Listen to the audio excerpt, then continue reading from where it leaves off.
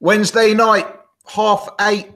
Welcome to the 91st edition of the Boxing Gossip Podcast. And it's a big one. Tonight, we've got an Anthony Joshua versus Joseph Parker special. We'll get to that all in good time. We'll also be talking Price Povetkin.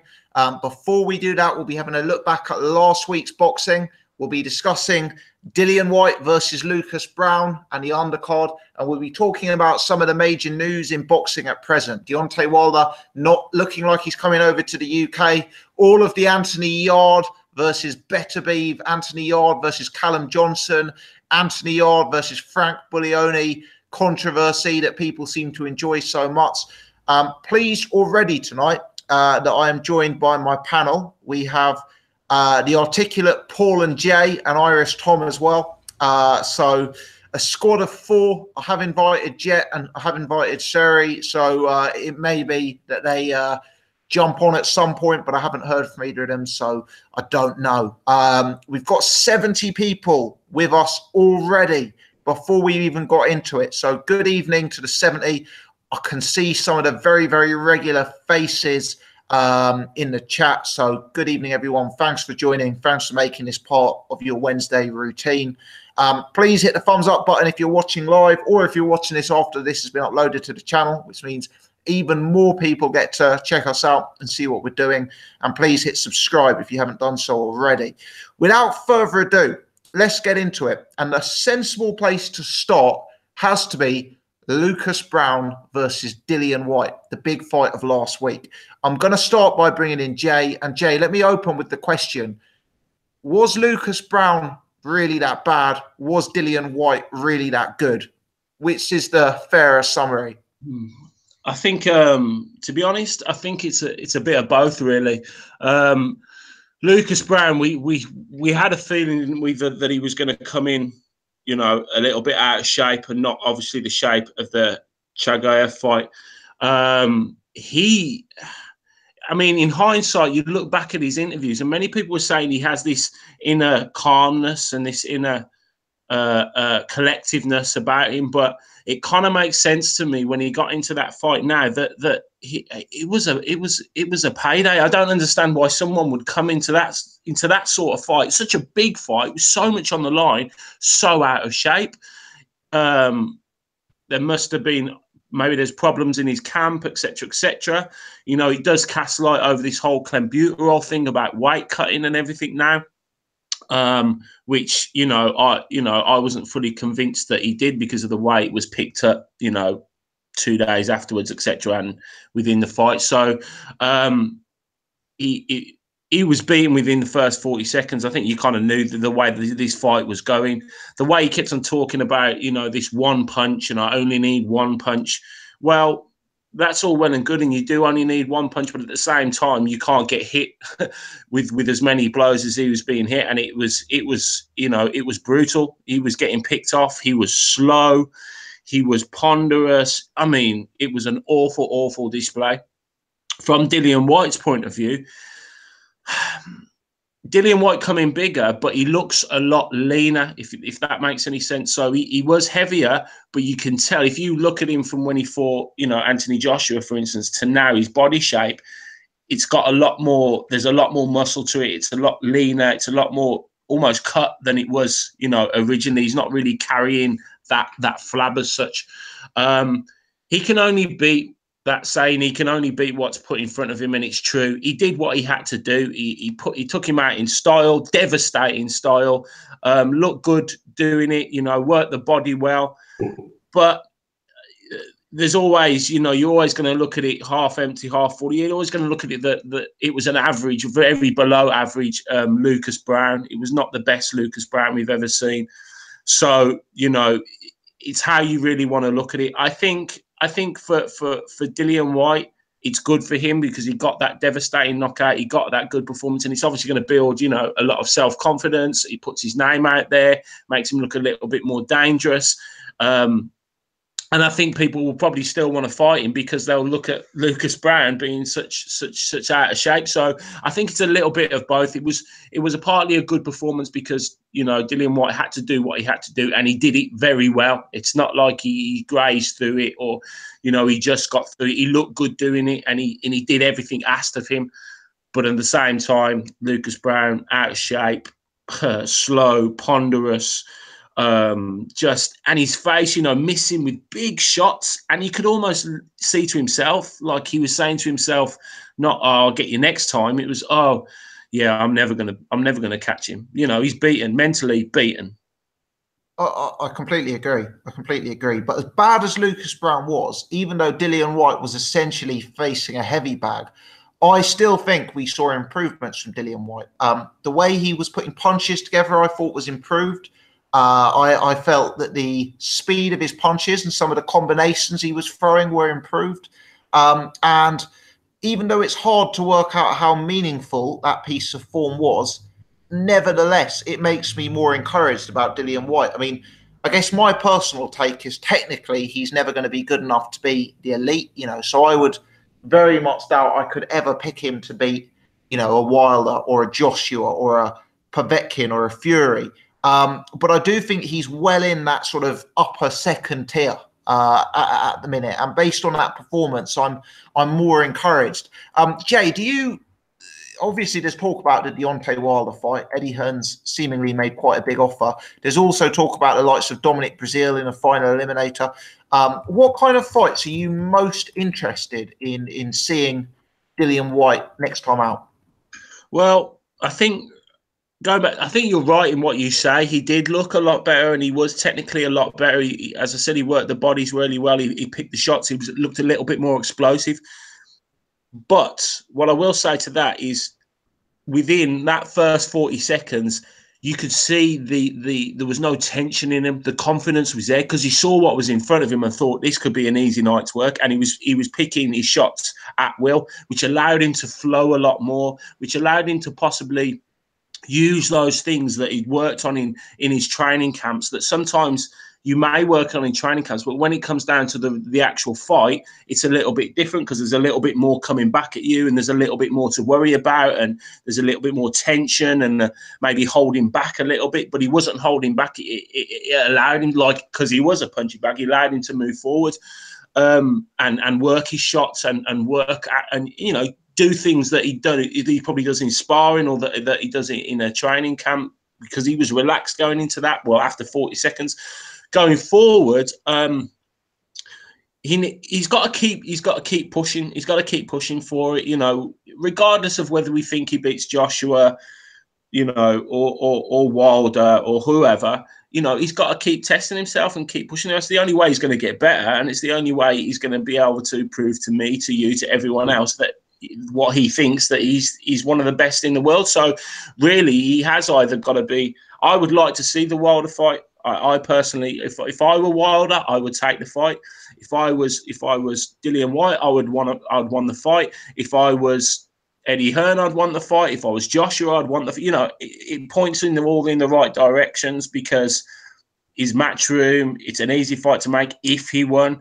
You know, you imagine Joshua and Dillian Whyte rematch with Dillian Whyte having that belt. You know, it's a massive occasion and a massive fight. But failing that, yeah, I think he's got to look at a big Baby Miller or a Breazeale, you know, someone or you know, someone of that. Or if Parker loses at the weekend, then possibly a Parker fight or a Hughie Fury or someone in that upper echelon. He can't drop now. You know, this is the performance. Is almost like the turning point for me in his career. You know, he's done those European level fighters, you know, your Chisora, etc., etc. Now, if he wants this title, he's got to start breaking into that upper echelons, and he cannot drop until he loses, and then, you know, then he will drop. But while he's on that winning streak, he's got to push forward and keep trying to get those big names and keep putting his names out there, because eventually he keeps winning. He fights Joshua. We all know it, you know, everyone knows it. So, yeah, but for me, I'd like to see him fight Wilder, because I'd like to see Wilder against him. You know, Wilder against Ortiz. I wasn't on the show for that fight, but you know, Ortiz was giving him a shellacking, and he's got that, but he's got that, you know, that right hand that can devastate anyone, as we saw it. When he hit Ortiz, it was right down the pipe, and boom, you know, no one sort of, you know, he did well to even recover from the first one.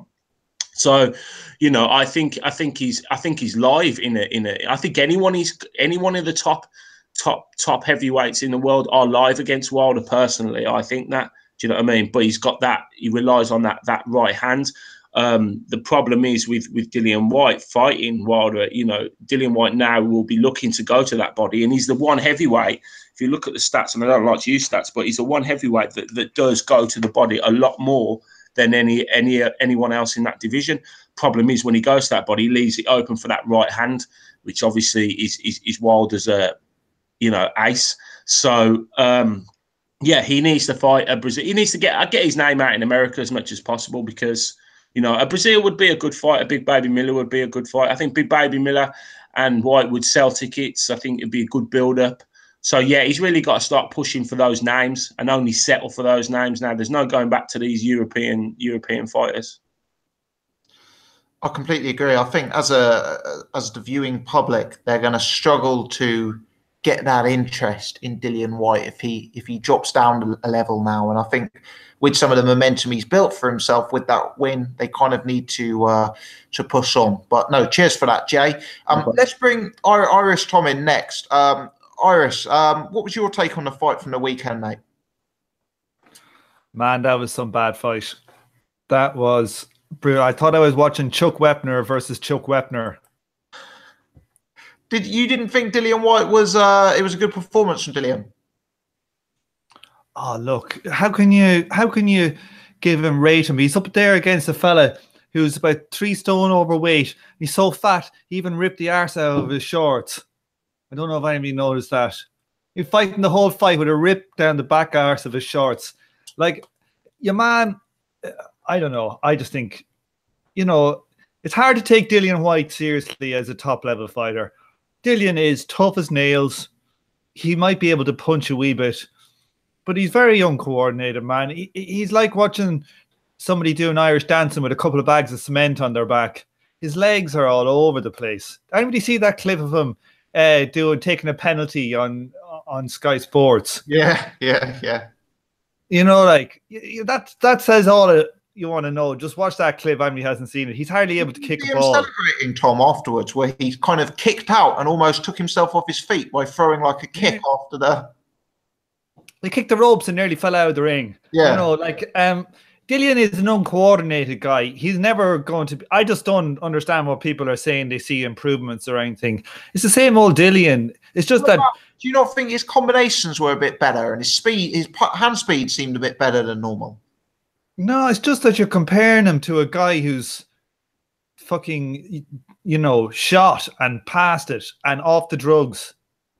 You know, I just think, you know, I don't see any improvements in Dillian. Not to say that he's not tough and he won't be in a couple probably of good scraps, but you know, Dillian is in there amongst about 20 other heavyweights that are all, you know, in around the top 30 or 40, and they're all much of a muchness. You know, give me Christian Hamer, give me Dominic Breazeale, give me him. You know, there's a load of guys. In fact, I'd pick Dominic Breazeale to beat him probably, but you know, it's just. You know, it was just a terrible, terrible fight. Who were the people that went to that fight? Who buys tickets to see to see Browne versus Whyte? I'm gonna be honest with you. I actually thought it was and I know you're gonna laugh at me for saying this. I actually thought it was a pretty decent bill, Tom, because you had 3 fights that at least the bookmakers had as competitive. You know, and I know.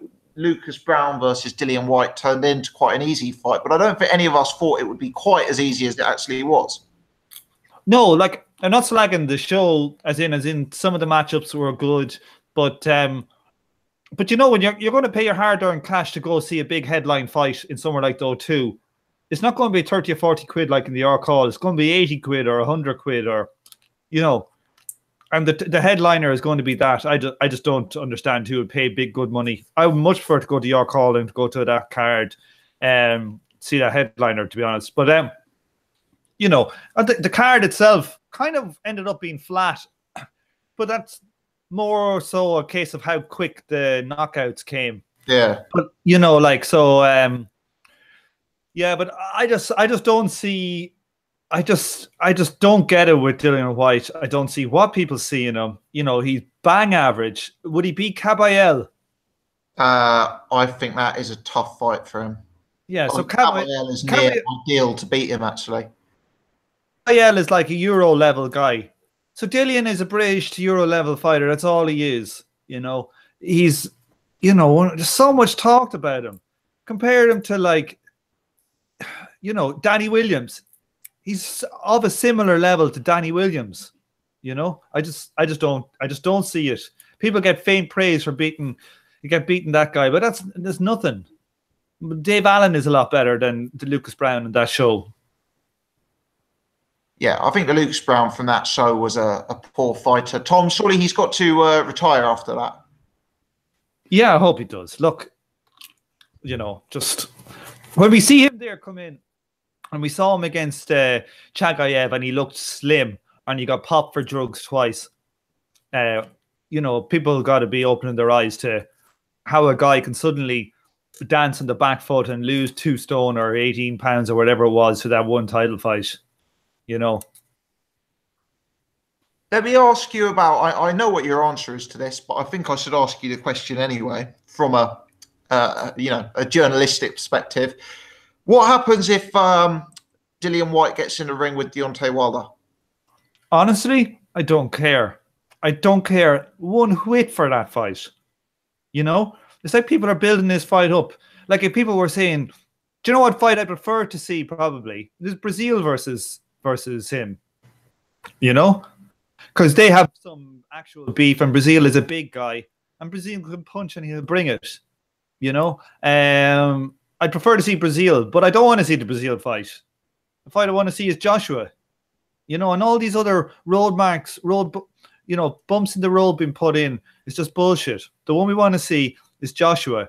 When Joshua fought, who did he fight? Was it Molina? After he fought Molina, they already had the other fight lined up with Klitschko. I don't see why they can't line up the fight with Wilder before this one. They've done it before. You know, it's the biggest fight in world boxing. Fight all the fans want. And it's bullshit. We're not going to see it. And we're going to put this Dillian Whyte fucking horror show put into it. It's like, oh, everybody wants to see like a British level fighter fighting the number 2 fighter in the world. It's like, don't give a damn about it. We want to see 1 versus 2.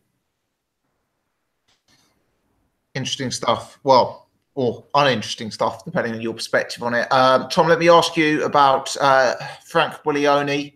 I guess there was inevitability about it, in the sense that he's kind of feasted on lower level of opposition, and you know, this was a big step up in a way, but Callum Johnson looked impressive in a very, very quick fashion. Yeah, I haven't seen him before, actually, and I was kind of impressed. He obviously brings power, and he iced him. You know, gotta like that. Let's see now how. The minute he iced him, I was like, you know, Frank Warren will not put Yard anywhere near to him, because Yard has got glass. He's hiding glass, man, and you know, we see how wishy-washy and mealy-mouthed Frank was after. When he was interviewed by Coogan. So yeah, I think that I think Callum Johnson looks fairly decent. I'd like to see him against somebody else. It's like, you know, Frank Buglioni is a perfect style matchup for him. You know, he's like a face first fighter. We'll see how good Callum Johnson is against a boxer. You know, Callum Johnson against even the tall guy, Tyson Fury's cousin. What's his name? Isaiah Burton. Isaiah Burton. Like that could be like a much harder fight for him than Frank Buglioni. But, you know, yeah, I'd like to see him against Yard, but I can't see that happening. No way. And Lewis Ritson versus Scotty Cardle, perhaps one of the most bizarre tactical performances from Scott Cardle that you're ever likely to see. No, I don't mind that performance. Like, I think a lot of people have shat on that, but it's like, I don't mind that type of performance. Like, you know, if you're a guy who you think you're going to get beat up over 12 rounds. Why not go out and try and knock a guy out in 3 rounds? Just go for it. You know, he was 12 or 16 to 1 against the bookies. You know, like he probably would get beaten up more over 12 rounds than he would in 3 rounds and 2 rounds or whatever it was. I don't mind it. Like, a guy just goes out and throws caution to the wind. You know, sometimes that's a tactic that's just as valid as try and tip your way around to 12 round beaten. You know, I don't mind it. I just didn't really feel he gave himself a chance to win, because I think he's got so light punching power, and you know where he's a half decent fighter is when he can use a bit of distance. And I kind of felt like he put himself in a position where he didn't really have the option or the chance to win the fight. But I do hear your viewpoint on it. But look, he couldn't beat Robbie Barrett at distance, so he's no great shakes at distance. But he has iced your man. What you call the guy? He iced the guy like in the last round. What was his name? Masher Dodd. Oh, he iced Masher Dodd. So like he has knocked guys out. So like I think he's more likely to. I don't mind. Like it's much of a muchness. He's not going to win that fight anyway. You might as well just go for it and hope you get lucky, because he did actually rock him in that first round. Ritson was rocked, you know, and he took the fight on short notice. So I don't mind it. Maybe he knew he wasn't fit and he wanted to, you know, roll the dice. And, you know, I guess that's a different way of looking at it, Tom, which is fair enough. Let's bring Paul in. Paul, if memory serves, and apologies if I've got this wrong, but if memory serves, traditionally you've been a bit of a Lucas Browne advocate. What was your take on his performance this weekend? God Almighty! Do you know what? I was an advocate around the time all of that stuff happened. You know, just after the Chagayev fight, when he failed the test and whatnot. Because I did think the fact that he had passed before and failed afterwards was dodgy.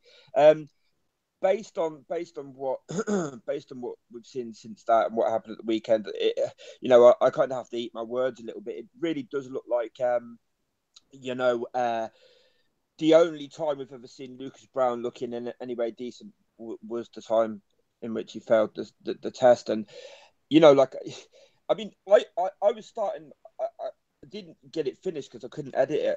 I had to go out. I haven't actually put a video, but I've started a video on all of the weekend's action, and I was calling it like the weekend of inexplicable behaviour from boxers. You know, you've got fucking Lucas Browne in like what's essentially the last throw of the dice. Yeah, it would have been the last throw of the dice for him to do anything and make any kind of waves in the sport of boxing, and he comes into the fight like that, and then you've got like Cardle coming in like the boxer versus the banger and starts trying to bang with the banger, and you've got Buglioni trying to fucking bang with another banger. It was kind of like just, I was wondering whether there was something in the water or something at the weekend. It was just ridiculous. But Lucas Browne, I mean, you know, see him walking into the ring, the t-shirt with Big Daddy on it, you could be forgiven for thinking you were back in the 80s, and anybody my age will remember Big Daddy and Giant Haystacks, the wrestlers, the big massive round. I mean, he was just, he was ridiculous. And, you know, like, leading up to the fight, he said in a couple of interviews, and I kind of like thought it might have been trying to throw people off, and that he said, you know, I carry so much power. All I've got to do is land that one shot, and I've got 12 rounds to do it. Little did we know that was the fucking game plan. That was it. All he did was fucking walk forward trying to land that punch. It was absolutely ridiculous. Lucas Browne's done, man. Yeah. Lucas Browne's done for my let's face it, if he had landed the punch, it wouldn't have done any damage anyway. He was far, far, far too slow and cumbersome to knock out a British level fighter. Yeah, and Dillian Whyte's durable as well. Like, you know, like look at the punishment, some of the punishment he took off of AJ before AJ eventually, you know, knocked him out. I mean, I'd say AJ's a bigger puncher than Lucas Browne. I mean, I don't know. What I would say though is I can see both perspectives. You know, Tom said I've never been a big fan of Dillian Whyte. I like him as a character. Do you know what I mean? I like his personality. I like the interviews and stuff like that. In the ring as a boxer, I think he leaves a lot to be desired. But I did see some improvements. Now, it's got to be put into context. He was fighting a heavy bag. Let's be honest here. Lucas Browne was absolutely awful. But I saw a bit more defensive responsible. He was a bit more defensively responsible than I've seen him in the past. He was a little less sort of like impulsive, a little less sort of like eager to run in as soon as he feels he's got someone hurt and stuff. I saw a little bit more maturity. I thought his jab was a little bit better as well. So I do see some improvements from Dillian Whyte. He's clearly in better shape than he was. I agree with Jay's point. You know, like if you look at the Dillian Whyte from the AJ fight and the Dillian Whyte from that, he is in a lot better physical condition, very clearly in a lot better physical condition. And I do believe he has improved in the ring as well. And so hats off to him. And it was a chilling knockout. Lucas Browne was, I believe he was unconscious before he even hit the floor. He hit the floor hard, but I think he was unconscious before he even hit the floor. So, I mean, he did what he had to do. He did what he had to do. And that's all you can really say, you know. What's your take on the Whyte Wilder chat that seems to be coming from Eddie Hearn at the minute? I mean, like, look, I don't think AJ Wilder's going to happen next anyway. I mean, you know, look, as a fan, I want to see AJ versus Wilder, just like everybody else, yeah? But if you take yourself out of the fan perspective for a second and put yourself in the shoes of, I don't know, maybe AJ or Hearn, 2 back-to-back unification fights, you know, like, nobody else is doing that, really. Do you know what I mean? And kind of like nobody else is really getting the pressure put on them to do it that he's getting as well after 20 fights. I mean, you know, like I think some of this has to be put into perspective. Do you know what I mean? I would like to see Dillian Whyte get a shot. I'd like to see, I'm not sure the fight would be all that competitive. I think Wilder's maybe just a little bit too long, a little bit too athletic, and whilst Dillian Whyte has improved defensively, I don't think he's improved to you know, he's not, you know, it's not James Toney or Floyd Mayweather we're talking about here, which you know, basically equates to Wilder will catch him at some point. You have to just imagine if Wilder catches him, it's game over. But I'd like to see Dylan get a shot because, you know, like, I'm not a huge Dillian Whyte fan, but you have to kind of admire a little bit the way he's kind of like dragged himself back from, you know, like I can remember some of the memes after the AJ fight. In fact, I downloaded a meme maker on my thingy, and I actually made a meme, which said it was that clip of him like with his arm over the rope, like just looking, and it said.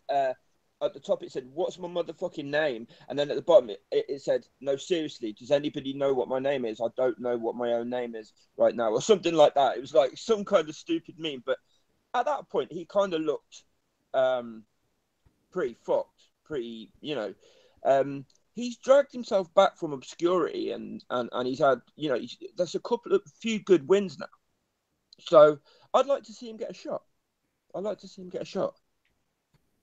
Yeah, I mean, I agree with Irish Tom's sentiment that we want to see Wilder versus Joshua, but I realistically cannot see that happening.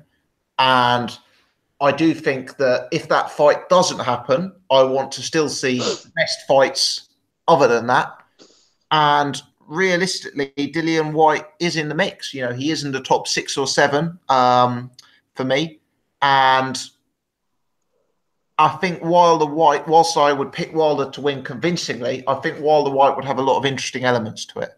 Paul, let me ask you about the Chisora David Haye Joe Joyce altercation, where Chisora seemed to make bizarre demands that he wanted to bet on either a pound if he lost or David Haye's purse for Tony Bellew. I seem to be one of the few people saying is so ridiculously unrealistic. This is almost a duck. What's your take on that situation? Well, it's either a duck or he is actually planning to take the fight, and he's trying to drag a little bit more money out of it. And this is just a way of sort of like building up a bit more hype around the potential fight. So as he goes into negotiations with David Hay, Ringstar or whatever, you know, and can say, well, look, this is built a little bit. Maybe that was his intention. I don't know, but if he's not going to take the fight, and you know, kind of like, then it is a duck. It's blatantly a duck. I mean, look, no matter how much confidence you have in your fighter, it's the heavyweight division. Anybody can get knocked out. Yeah. To imagine that David Hay is going to what do you guys think he's making for Bellew? 4 or 5. 4 or 5 million, right? And then the TV rights as well. To imagine a man as motivated by money as David fucking Hay is going to give Chisora 4 or 5 million for fighting a 3-fight novice. When Chisora's just, I know he just had a win against a nobody the other night, but like other than that, he's just come off a loss against Caballero, right? So, I mean, it's just like ridiculous. It is a duck. If it's not a tactic, then it is a duck. It was just ridiculous. It was kind of it made for good TV, but it was a bit ridiculous for my money. What can anybody tell me what the hell Cardle was doing or Buglioni? I disagree with Tom. I think was ridiculous fucking tactic from Scott Cardle. If Scott Cardle was, I'm just looking at his box right now. Let me find his box right. I think he's got 7 KOs, 22 fights, two losses, 1 draw, and out of those 22 wins, 7 KOs. This is not a puncher, and this not non-puncher that kind of can box a little bit gets in with a banger, and not only is he kind of like trying to be, you know, fight like he's Mike Tyson, but you've got Gallagher. You can hear Gallagher go on, Scotty Cardle, go on. He's like, what the fuck is going on? Is there a worse trainer in boxing at the minute than Joe Gallagher? I've got to say, some of the performances have been bizarre, and this is up there. This brings back memories of Quigg Frampton, you know, in terms of the tactics. Yeah, and it's him again. Yeah. It's him again, and then you've got Liam Smith, oh no, not that. Paul Smith Ward. Yeah, I mean, like it's just this is why people still go to Gallagher for training. I've got no fucking idea. Buglioni as well. I don't know what the hell he was doing either. There was that other guy, wasn't there? There was the young kid, Marcus Morrison. Yeah.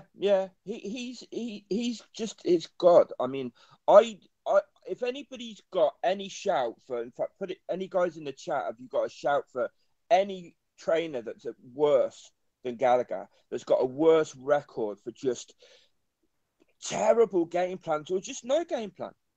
I would give Don Charles an honourable mention. If we're talking about game plans and strategy, yeah, I mean, let's face it, the Derek Chisora and Frank Buglioni game plans we've witnessed over the last 2 or 3 years are inspired, to say the least.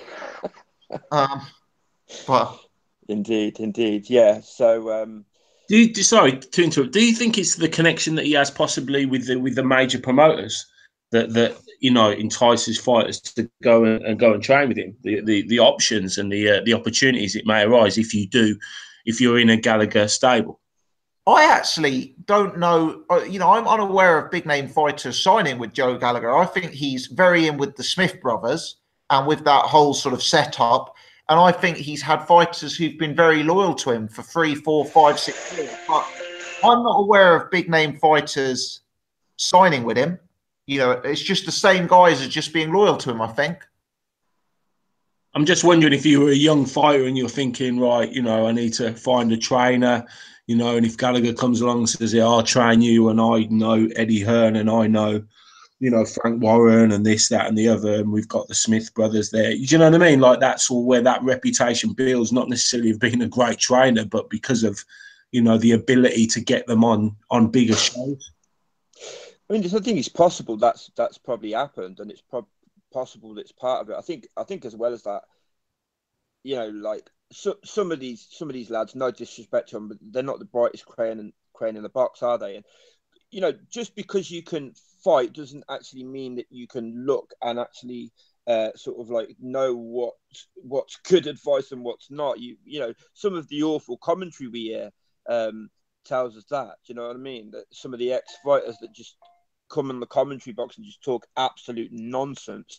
And so, yeah, it's just, I don't know. I just, every time I see Joe Gallagher in the corner, there's just a part of me that just a little bit of me dies each time, you know. It's awful. Cheers, Paul. All right, I can see Seri has joined us, so let me bring him in. How you doing, mate? Oh, hi, Tom, you right? Yeah, very good, very good. Give us your take on last week's boxing, mate. We've been discussing the card with obviously Carl Ritson, Dillian Whyte, Lucas Browne, Bullioni, Callum Johnson. What did you take from it?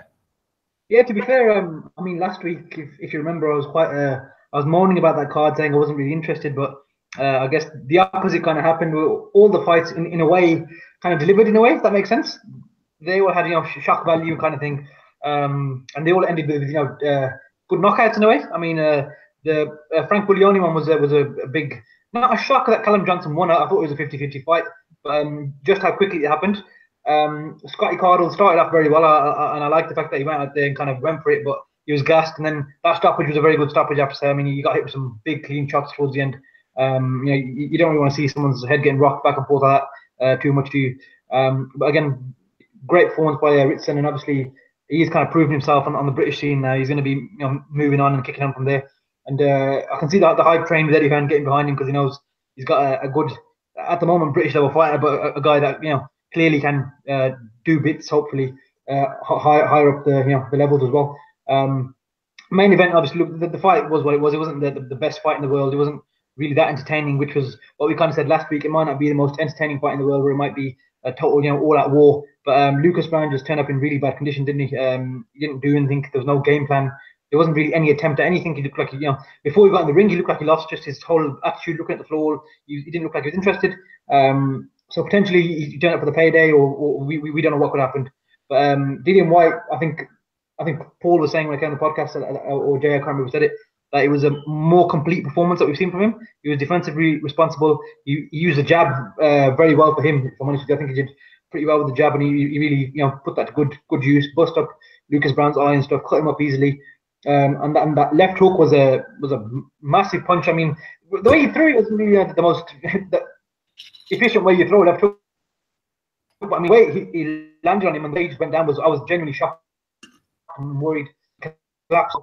So I don't know what that says about Dillian Whyte's punch power. I don't believe he's a big puncher, but clearly that left hook landed perfectly. He missed the few punches in the lead up, but that left hook landed perfectly, and Lucas Browne was out, and then that was a very scary knockout. But you know, full credit to Dillian Whyte. You can't, you know, take anything away from him in that regard. You can only fight whoever shows up on the night, kind of thing.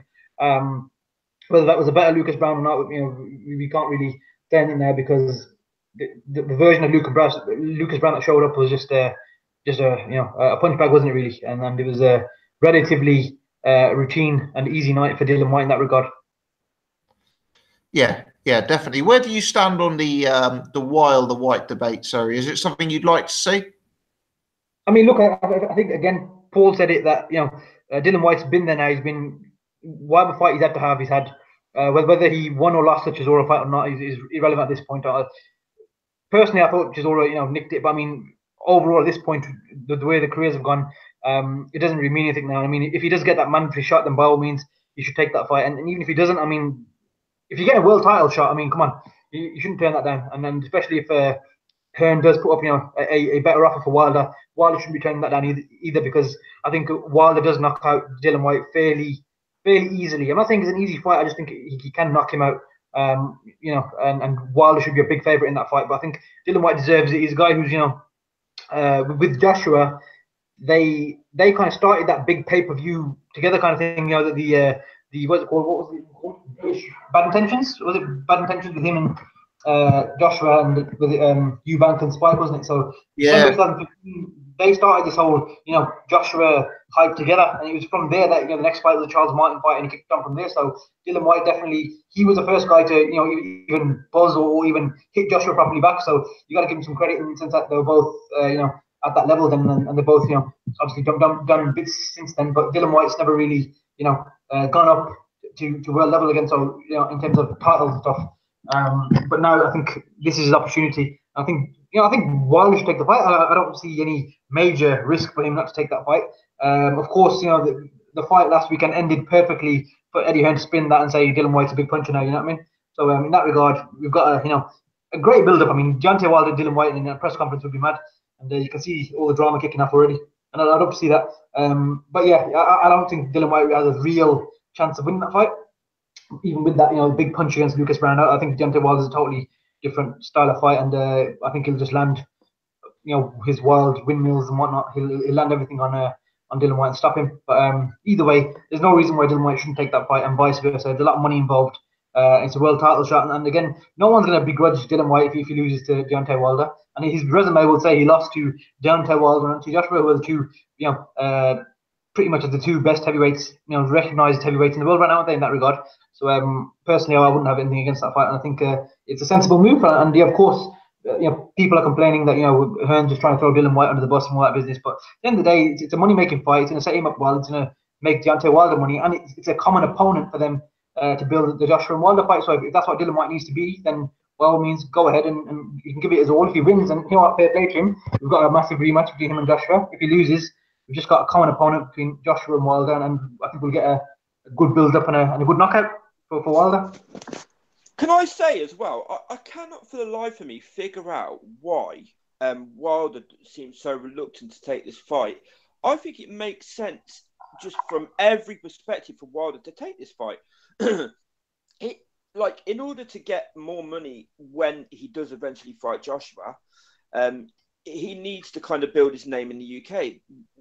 I mean, the quickest way of him doing that is to sort of like knock Dillian Whyte out. Yeah. I don't think Dillian Whyte presents too much of a problem for Wilder. I think Wilder's just too quick. I mean, even though Dillian has improved, I think he just, Wilder is a lot quicker. The speed gap would be huge. The power gap's going to be quite big. I just don't understand why he seems so reluctant to take it and has done since what they're offering. Let's not forget what they're offering him is more than he got for Luis Ortiz. Yeah. And no matter what you want to say about Dillian Whyte as an opponent, he's a better opponent than that last Verne. I think it's an ego thing. I do think it's an ego thing. I think he wants to fight on his own shows with his own control, and he would rather take half the money than lose the control and fight for double the money. And I really do think it's an ego thing, because logically, from a pure business perspective, would you rather fight Dillian Whyte for £3 million plus and a huge extra percentage in the inevitable Joshua fight, or would you rather fight a more dangerous opponent in Luis Ortiz for $2 million, and risk your career falling apart? I mean, logically, a business perspective, the Dillian Whyte fight is a smart fight. And let's have it right. I know Wilder wants the Joshua fight, but Wilder hasn't been averse to taking lower level fights in recent history. He's fought a lot of opponents far worse than Dillian Whyte. For sure. If it is the ego thing that you're saying, then what that tells me is he's not too bright of a person. Then he's not too clever of a guy. Then, because just doesn't make any sense whatsoever. Especially given that he's kind of like, really trying to sort of like fight his corner with regards percentages for the Joshua fight. If you want to make yourself more, if you want to put yourself in a better position, get yourself some more bargaining chips, this makes sense. It just doesn't make sense. The fact that I don't know if that's actually official now, or if you're going to come on to that, Tom, about him not coming over for the AJ Parker fight. Yeah, let's come on to it. I mean, he's certainly not scared. I think Eddie Hearn's trying to suggest he's scared. He's not scared of AJ, and he's not scared of Dillian Whyte. But I do think it's an ego thing. And Paul, as you mentioned, the news is that even though he was supposed to be working, he's now not coming over for this fight. What as it's come up, what is your take on that, Paul? I mean, do we know this now? I mean, has he announced that? Have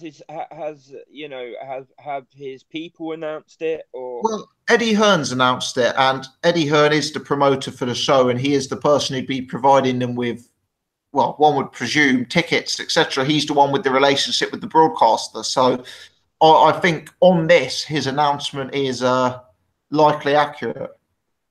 But when you say Eddie Hearn's announced it, has he announced it officially, or are you talking about the interview with IFL? I'm talking about the interview, yeah. But it's not the kind of thing you'd officially announce, is it? There wouldn't be an official announcement that. Well, no, there wouldn't. No, there wouldn't. But no, that wasn't my point. My point was more that in that interview, he actually said the rumors are. Mm. He actually used the words "the rumors are" that he's not coming. I've heard. So, and I saw that the Boxing Voice, they did they seem to just do an immediate reaction podcast to somebody farting in a press conference or something. They just react to everything, and they reacted to that, and they were kind of like saying, and I know Nesta Gibbs is very close with Wilder as far as media goes. I don't mean very close, but as far as how close media get to fighters, they text each other and stuff like that. And he seemed to be saying that he didn't know anything about it, and he thought it was just all smoke and mirrors and just hype and stuff. Do you know the most interesting part of this whole AJ build-up for me is Joseph Parker's inexplicable, and I'm going to use that word again, inexplicable attempt to seem to dress as different sort of like English figures. He's like, he had the Columbo coat and the Peaky Blinders hat on, and he turned up for the press conference yesterday. He looked like Reggie Cray with them fucking glasses. Did you see it? Like, he's like a chameleon, isn't he? Every time you see him, he's like fucking dressed as something else. I think he looked wicked. I thought he looked wicked. With the Reggie Cray glasses? Well impressed, I was. Well impressed. It takes a big man to wear glasses like that when you don't even need glasses. Fucking does, doesn't it? It does. You got to be quite comfortable in your own skin to wear a pair of glasses. You've got to be a confident man to do that. So, yeah. But I think going back to Wilder not turning up, I think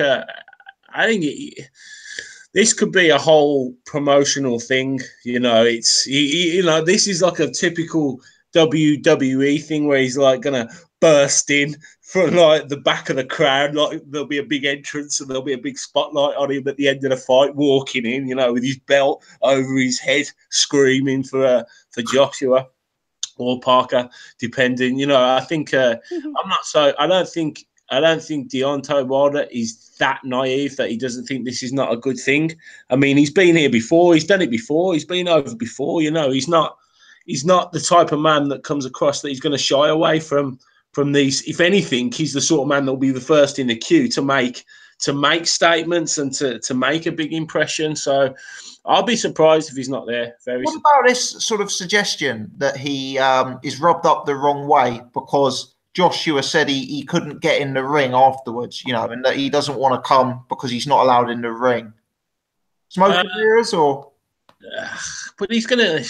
No, because he doesn't have to get into the ring, does he? The way things go nowadays, he doesn't have to get into the ring. He just has to shout abuse from the front row, doesn't he? Or from the commentator's box or wherever. You know, he just has to shout and it's all just going to kick off, isn't it? So I'm not so sure about that. I mean, when did this whole getting into the ring thing, you know, I don't know when it started, but, you know, it's, I mean, Tyson did it. Tyson Fury did it, didn't he, with Wilder? And I'm not so sure about that. I think that's just that's a load of bollocks, personally. I think it's a disgrace. Like, why should Wilder get into the ring? Because he's not fighting. You know, it's a total disgrace. He shouldn't be allowed to get into the ring, and I think they're dead right stopping it. I think it's very, very disrespectful, and certainly, if I had my way, I wouldn't even let like the fighters get in the ring at all. I'd just have the ref in the ring, and just like him, just for the whole fight. That'd be good. I dare not ask if you'd let the ring card girls in the ring, because that will create a next level of controversy. So I'll move it on. Only if they're fully clothed and not being dehumanized and objectified by all those shut up, cocaine-fueled, you know, wide boys. Some of whom are on this podcast. Brigade. Fuck off, PC Brigade. I do have a balanced panel on the podcast. Five blokes. It's reflective of the boxing society, I think. Right, 215 of you watching live. Only about a third of you have hit the thumbs up button. So an additional plea to please hit that. 215 watching live is really, really good for us. So get a few more on the thumbs up and we'll be up to even higher numbers. So thank you for doing that. Any of you guys on the panel want to discuss anything more relating to last week's boxing, or am I good to move it on? Let's move it on. Right, let me just refer to the list of topics that I had drawn up for tonight. To be honest, we've kind of...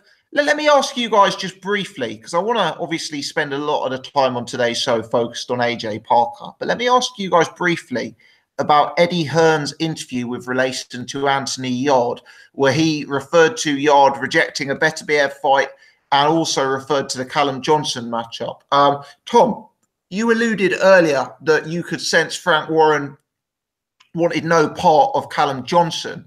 Apparently, according to Eddie Hearn, Frank actually used to promote Callum Johnson, so knows exactly how good he is. But what did you make of this news that Yarde doesn't want to fight Callum Johnson because he's above British level, and then he doesn't want to fight Beterbiev? You know, what's your take on that whole saga?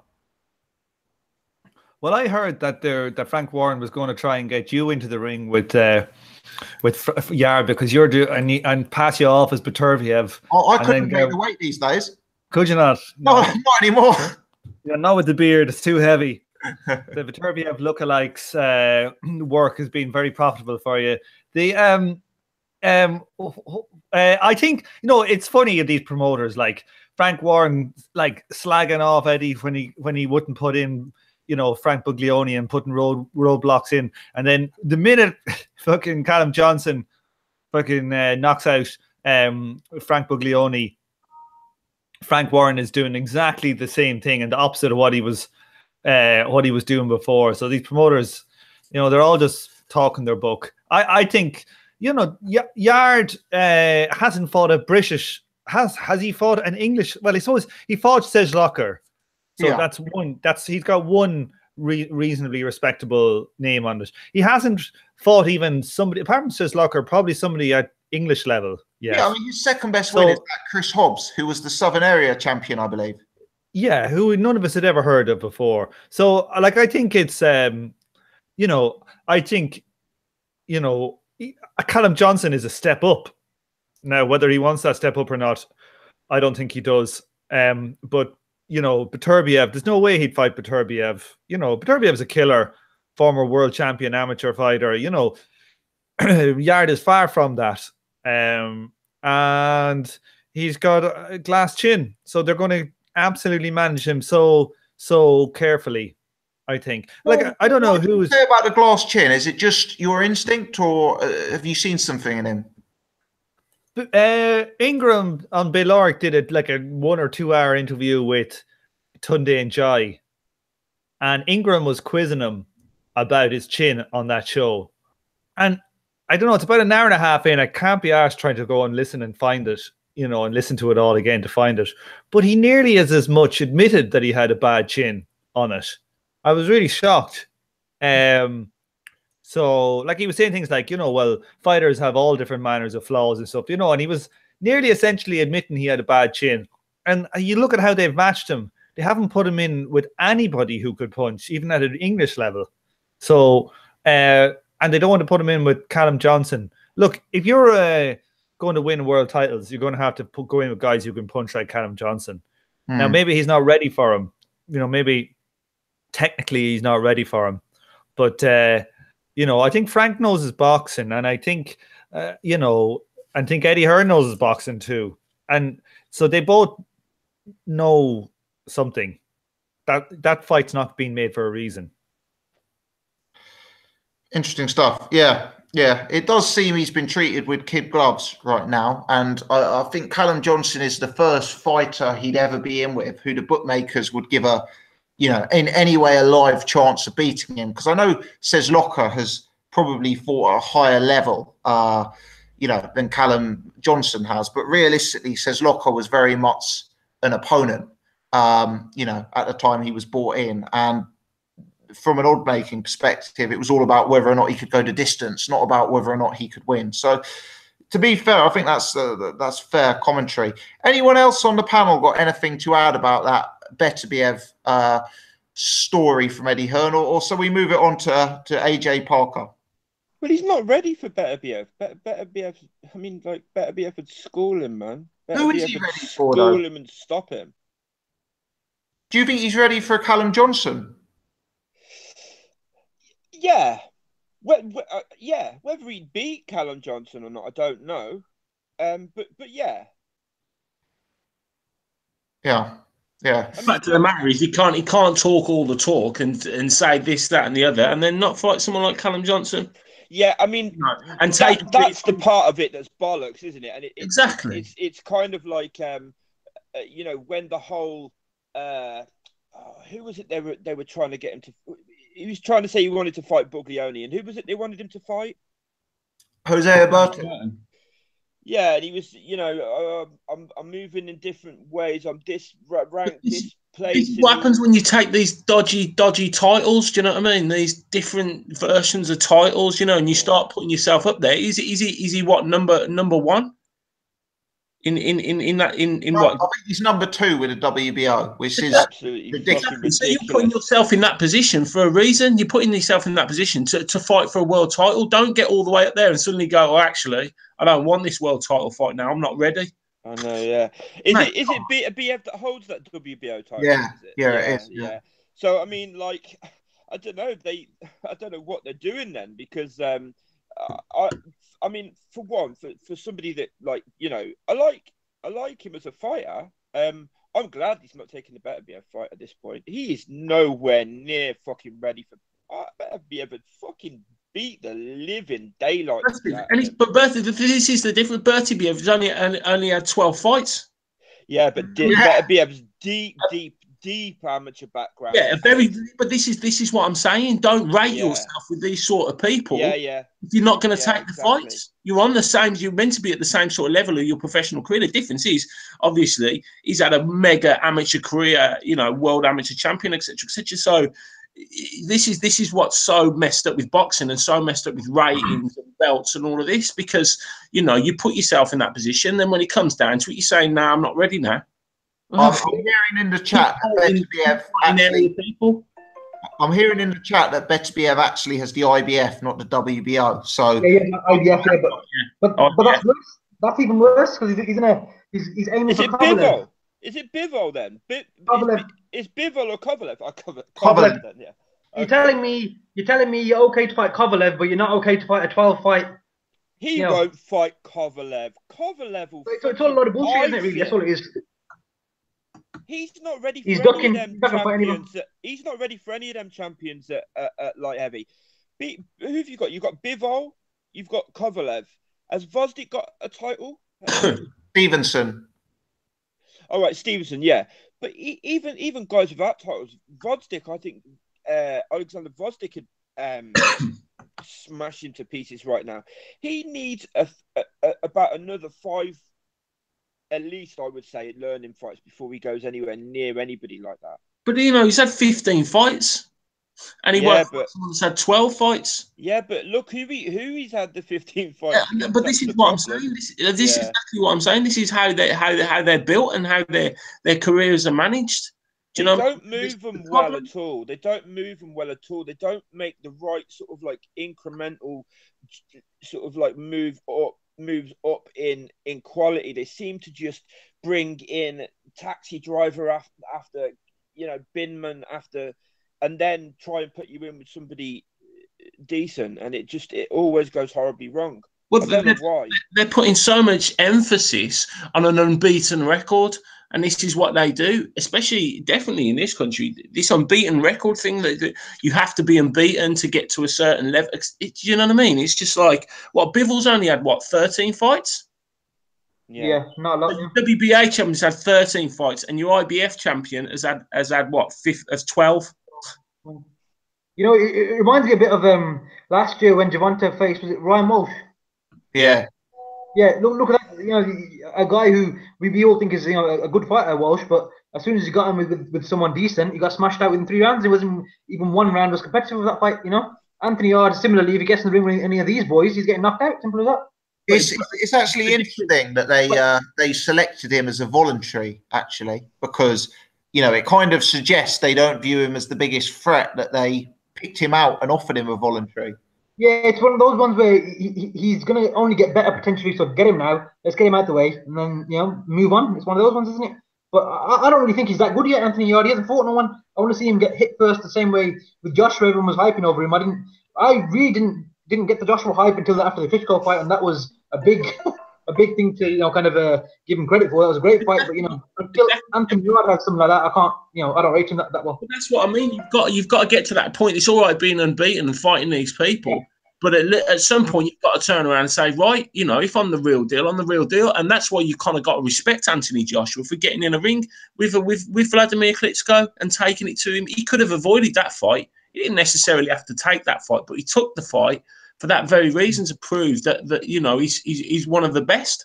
And that's what you've got to do. You can't go around at 15-5-0 saying you're one of the best in the world, and then when it comes down to it, you're not having it. You know, that's yeah, I mean, Anthony Yarde, everyone he's fought, he's looked massive against him. Clearly the bigger guy. He's the pad work and all the rubbish they do in the gym, you know, this sort of stuff. He doesn't really, he's not at that level yet. If you're like Mayweather and you're doing that, then you can get it. But you know, this sort of behavior, I just don't like it. I want to see him get in the ring and have a tough fight with someone and actually come through, rather than just blasting people out who are, you know, not on that, you know, sort of, you know, level. Or, you know, if he is that good, then fight a world champion. Then if you get an opportunity, you don't turn it down, do you? It's one of those things. You got to take a world title shot. You know, you never know if you're going to get one again. And if he's number 2 with the WBO, I'd much rather get in there with Beterbiev than Kovalev at this point, even though Kovalev's been beaten twice, but that's by Andre Ward, totally different thing than, you know, Anthony Yarde. Kovalev would smash him to bits. I think he's still got more than enough left in the tank to, you know, stop Anthony Yarde, I believe. But, you know, it's one of those things. I think it's a silly move. If you're not ready, say you're not ready. Yeah, don't hype. You can turn around and say, look, he's a great fighter. He's going to be a world champion. He's going to be this. He's going to be that. But he's just not ready at the moment. We need to guide him a little bit better. He needs more experience. He needs that's essentially what they're saying. Like, I don't know. I just think it's... They don't know. They make him out like he's basically a world beater and that he's this, that, and the other. Well, he's not, is he? Because he's not taking the fights. Yeah, they're not saying that, are they? Because he, you know, like what we were saying before about when they're trying to offer him British level fights, and they're saying, you know, no, he's got this ranking now, he's this place in the WBO rankings, blah blah blah, making out like they're going for world level opponents, and then when one comes along, they turn them down.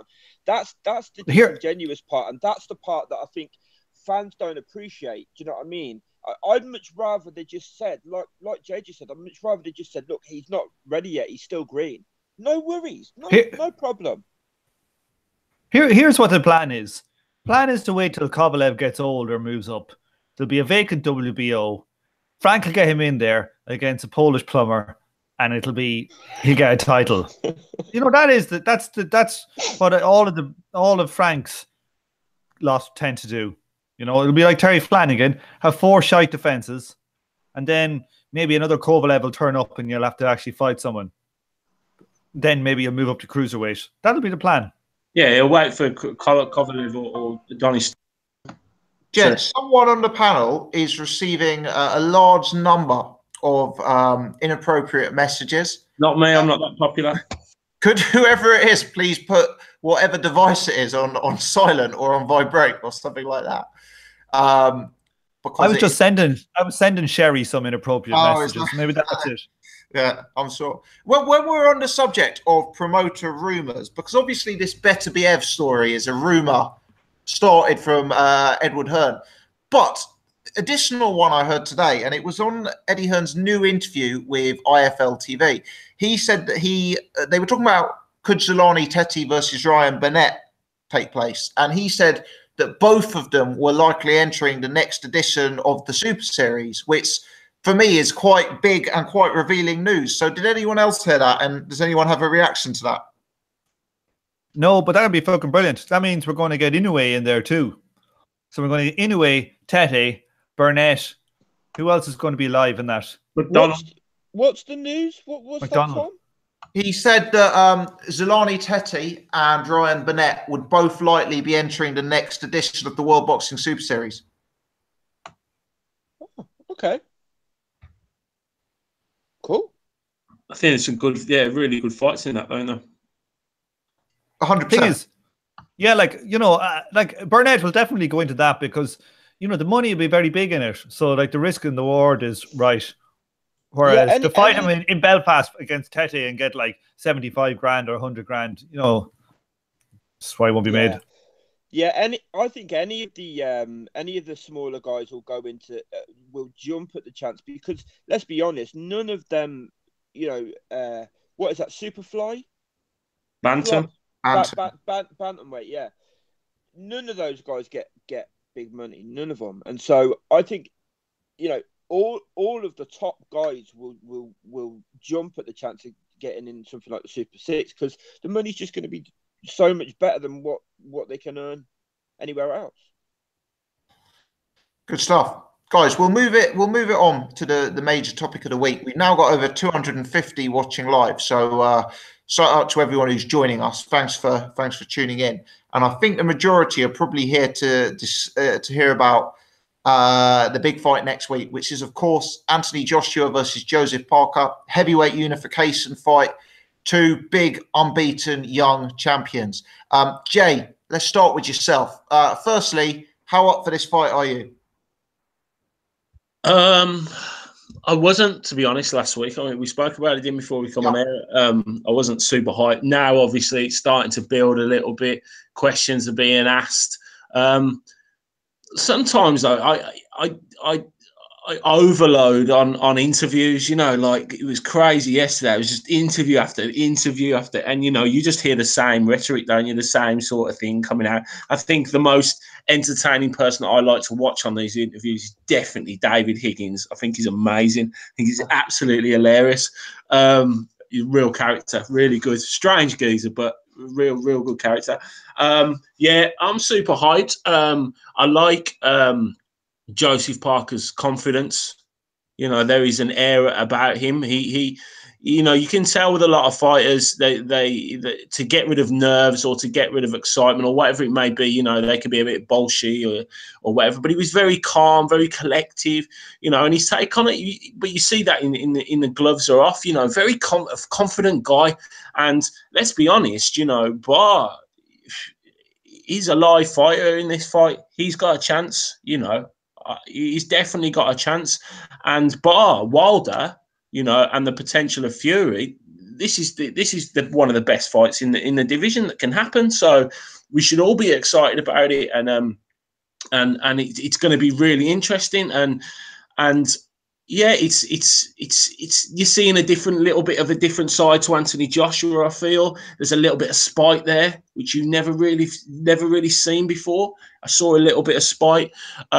So yeah, it's interesting how it's playing out, and it's going to be interesting to see actually, you know, how the guys come out now. You know, there's different issues that's happened with Parker about dropping weight and cutting and maybe wanting to move a little bit more from his previous fights. There's the issue with the shoulder injury that's now sorted. Is it sorted? Isn't it sorted? You know, and this is where it goes back to, we don't know what sort of camps they've had. Has there been disruptions? We never know this at this point till after the fight. So it's going to be interesting on how their styles match and how they're going to go about their game plans to win this fight.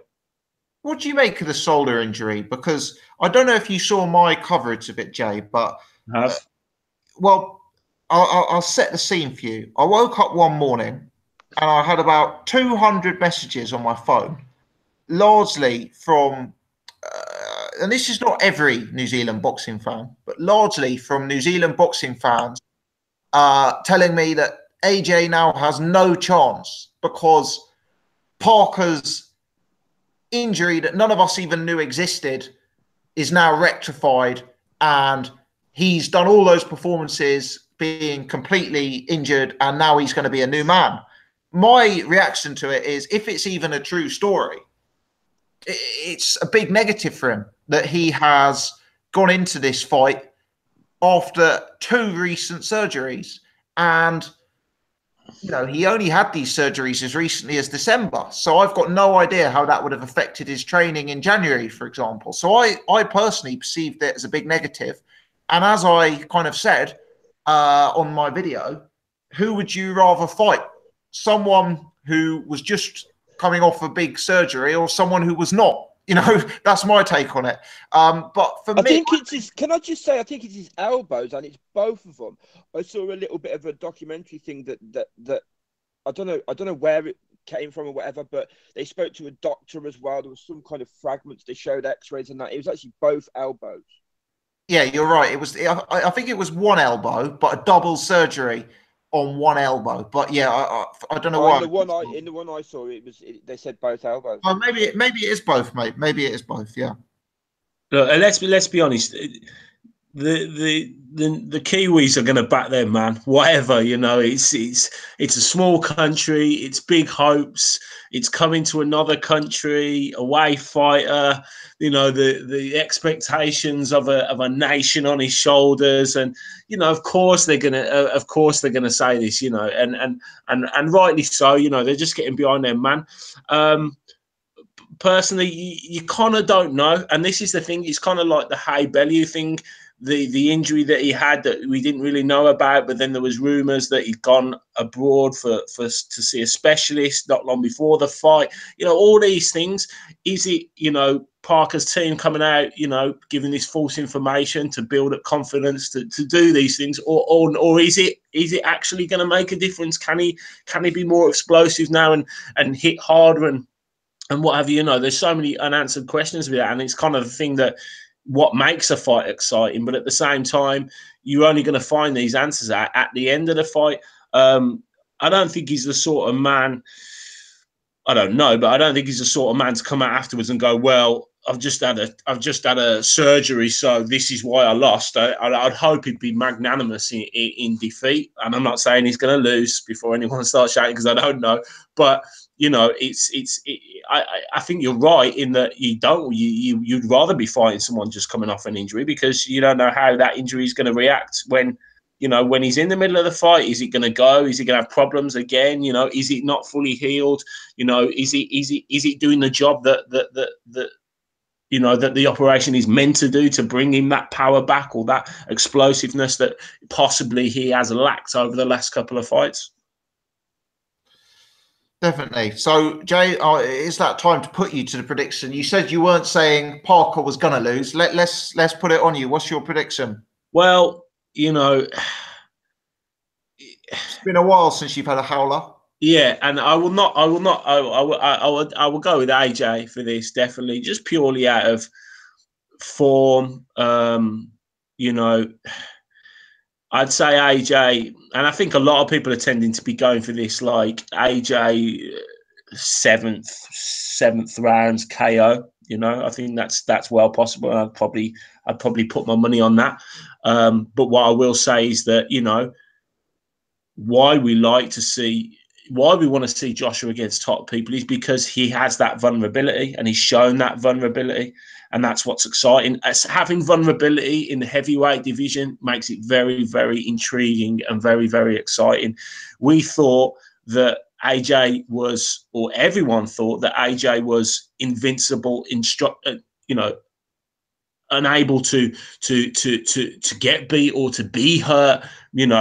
When we saw that glimpse in the Dillian Whyte fight, you kind of stood on your feet because you thought that possibly he could go here for the first time. We've not seen it. And then especially when we saw him go down against Vladimir, it was what made it such an amazing fight. So we know he's got that vulnerability, but it's whether Parker has the tools to show up those vulnerabilities. Vladimir Klitschko had been off a while, was coming off a loss. So Parker is young, he's hungry, he's undefeated, he's confident, he's strong. We know he can box. We know he's got quick hands. And on his best, Joseph Parker is a very, very good fighter in that division. So, I would never rule him out. It's not one of these, it's heavyweight boxing, so anything could happen. No, I don't really mind because I think he's a good fighter and I think he's got tools that could trouble Joshua. But if I'm putting the prediction down, for me, it has to be Joshua. Very similar to myself. My prediction video has gone up on the channel. It went up Monday, so I'm not going to sit here and repeat what I said on it. If you want to see it, you can check it out. But I couldn't rule Joseph Parker out. I give him a live chance. I think Joshua is a beatable fighter. And I think Joseph Parker has certain tools, which means that he's very, very live in the fight. I give him a minority chance of winning the fight. But on balance, I did predict Joshua to win, largely based on the fact that I think Joseph Parker still makes too many mistakes, still leaves his chin too unprotected, and still is fundamentally too defensively frail to survive 12 rounds with a fighter as dangerous as Anthony Joshua. But we'll have to see. Maybe he has got this bionic chin that some of his fans believe that he has. But I echo Jay's sentiments there. And has he got the power? Has he got the power, to put Joshua on the seat of his pants? It's a possibility he has. Let's not rule that out. It's a definite possibility. You've got to ask who are the best people he's ever knocked out, though. And it's of course. I completely understand that. But at the end of the day, Parker in the heavyweight division is top 4. He is. He is. So he's top 4 for a reason. Maybe he's got lucky with the belts. Maybe he's managed, to get into that position, through skill of matchmaking, promoters or whatever. But at the end of the day, for me, it's the second best opponent that Joshua's fought. So if Joshua's going to be this unified, undisputed heavyweight champion of the world and go down in history books, these are the people he's got to fight. He's got to fight the best, and he's fighting the best. And Parker's taking up the challenge, but he's definitely got enough to trouble Joshua for sure. I don't think it's going to be a walkover. Yeah, I'm of the same mind. Tom, let's bring you in second, mate. Where do you sit on this one? I think Joshua is by far the better fighter. I've come around to the conclusion that this is a reasonably easy fight for Joshua. He's bigger, he's stronger, he's got better reach, punches harder, got better boxing skills, better defense. He's more experienced, I think. He's fought on the bigger stage. I only see a puncher's chance kind of for Joseph Parker. Only 2 ways I can see Joseph Parker winning this. If for some reason AJ gasses out and then he lights up on him. But AJ only tends to gas out after he goes full steamroller. And he did that in the Dillian Whyte fight because he lost his temper. And he did it in the Klitschko fight, I think, because he thought he was losing a boxing match. And I can't see him losing a boxing match, and I can't see him losing a temper. So I don't see that happening. And then the other case is that, Parker does actually catch him with something and put some combinations together and stops him. That's a possibility, but to me, that's 10% chance. That's about it. I think the bookies hadn't rightly priced it 9-1, and now it's gone into 4-1. But I think that's just money. That's not the bookies looking at the odds. Well, why do you see it so easy? Is it Parker's defense? Is it sort of AJ's, the fact that Parker will likely have to rush in on AJ and he'll get caught? Sort of, how do you see it breaking down? Look, I just think that Parker doesn't set up his punches right. He doesn't feint enough. He's really obvious. Andy Ruiz and Takam were able to evade his punches and see his 1-2 coming really easily.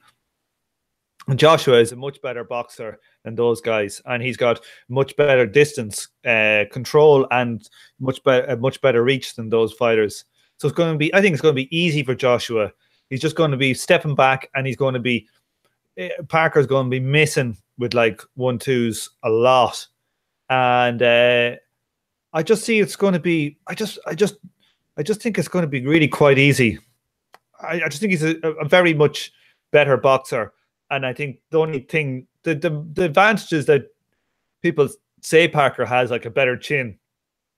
We don't know that because he's never been in with a banger, and we don't know. People say he's got better stamina. I don't see it. Maybe he has faster hands, but it's not like Joshua's got slow hands. Joshua himself has got fast hands. So like any speed difference in the hand speed to me is marginal. And if it is so marginal, if Joshua has like 6 inches reach advantage or whatever the hell it's supposed to be, because Parker's got short hands, I just think it's his jab is better. Joshua's jab is much better. And look, you don't just solve your flaws. Like Parker has got a lot more flaws than AJ has. More flaws you are, the more easy it's going to be exposed. Like Parker, we've been on this show back when it started doing the podcast, and we were talking about how Parker, when he jabs, he brings his hand back low. What do you think Joshua's going to do to that? He's just going to bomb him with a straight right hand, just like counter with him right hand. And I think it's going to be. I wouldn't be surprised if it's easy work for Joshua. I kind of expect, depending on how good your man's chin is, but I kind of expect Joshua to barely lose a round, maybe 2 rounds. I'd be surprised if it's any more. I mean, it's interesting you phrase it that way. Could you see it going the distance? Because obviously you can get massive odds with Joshua even to win on points. The bookmakers think it's a foregone conclusion. I think Joshua's only 1-3 to win by KO, Tom. So what is it by points? Yeah, I think 5-1 points. 5, yeah. But he's never gone the distance, obviously, Joshua. So it would be a new territory. Yeah, was Klitschko a better boxer and a better fighter than Parker? Yes. I think so. Maybe he doesn't have as good a chin as Parker, but I think Parker will be getting hit a lot more than Klitschko was, if I'm honest. Massively. The size of ranges are very much against Parker in that sense. Yeah, he's going to be getting hit as well. I don't mean because Klitschko got hit, but Klitschko got hit in these bursts. That's what got Klitschko. But I think Parker's just going to be getting hit with the jab and a counter right hand all night long. And I think he's going to get broken up. So, look, I wouldn't be surprised. I was looking at the odds. I think let's see what the odds are for going over 6 rounds. Come back to me. I'll have a look at some odds here. But, I just think there's a very good guy on YouTube doing fight video analysis. His name is Matthew Foots, Fouts, I think. And he did one of Joshua and Parker for this fight. And after watching that, I'm totally convinced Parker has very little chance in it. What about the chin, Tom? A lot of the chatter seems to be that Parker's got some sort of amazing chin, but my belief is you only know when you've been hit by a huge puncher. And, the biggest puncher that Parker's been in with, I don't know, who is it? Is it Andy Ruiz? Is it someone who's a lower level fighter who is supposed to be a big puncher? I don't trust anything till I see his chin survive a Joshua onslaught. Are you of the same mind? Yeah,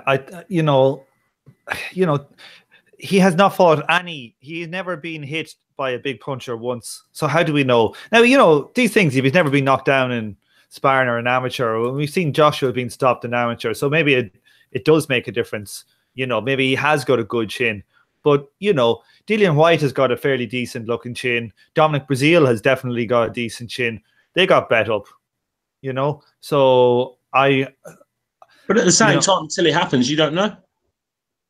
Yeah, I know what you mean, Jay. But you can't just say he has a good chin without any proof either. You can't just say, no, I'm not saying he's got a bad chin, but we can't say either. Do you know what I mean? We can't say either way. Whether until it's tested, you don't know. He might have a remarkable chin, or he might not.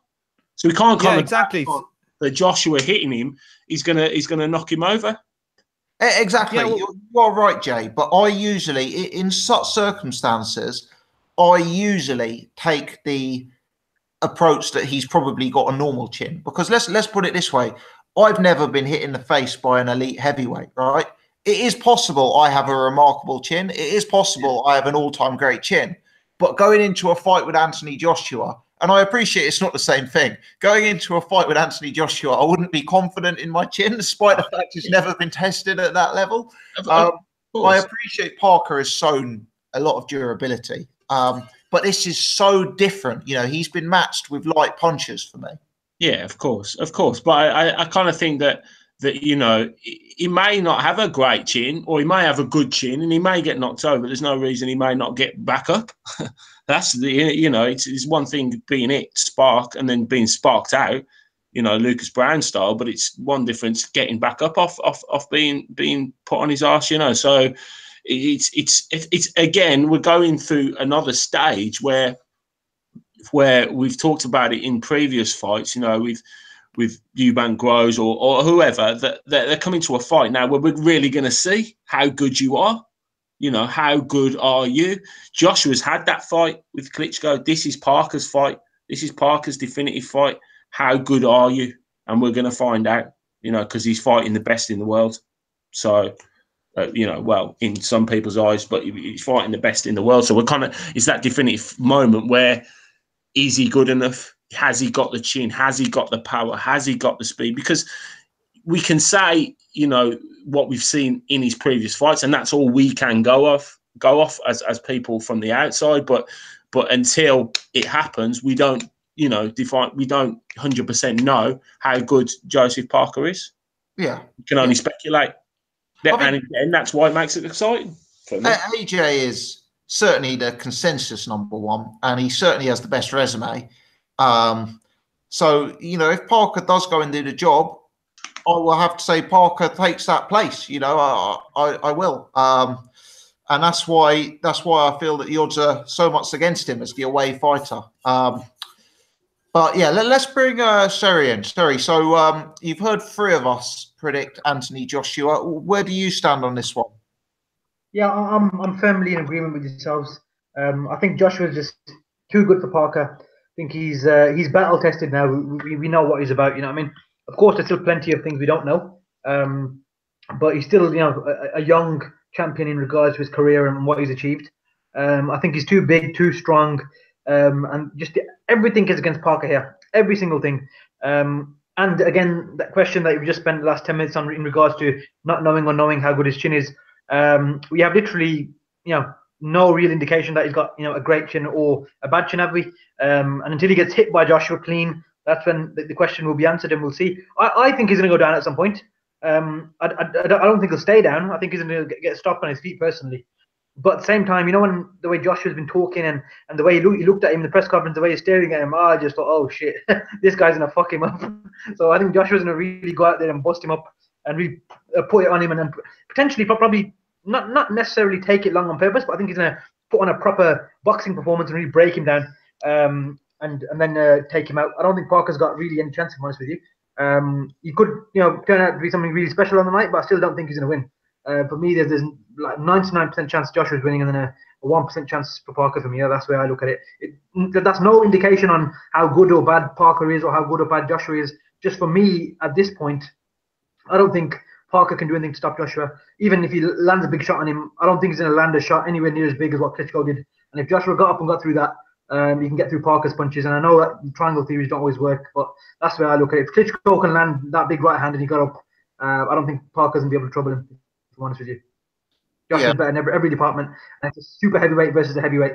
And Joseph Parker's, he hasn't fought anyone on that level. He struggled with, Kajanu, Huey Fury, and what was his name? Andrew Ruiz. And I appreciate it was a vacant title and all that. And, he had to fight Andrew Ruiz, but he didn't look good in that fight either. And I don't care if your elbow's injured and all that business.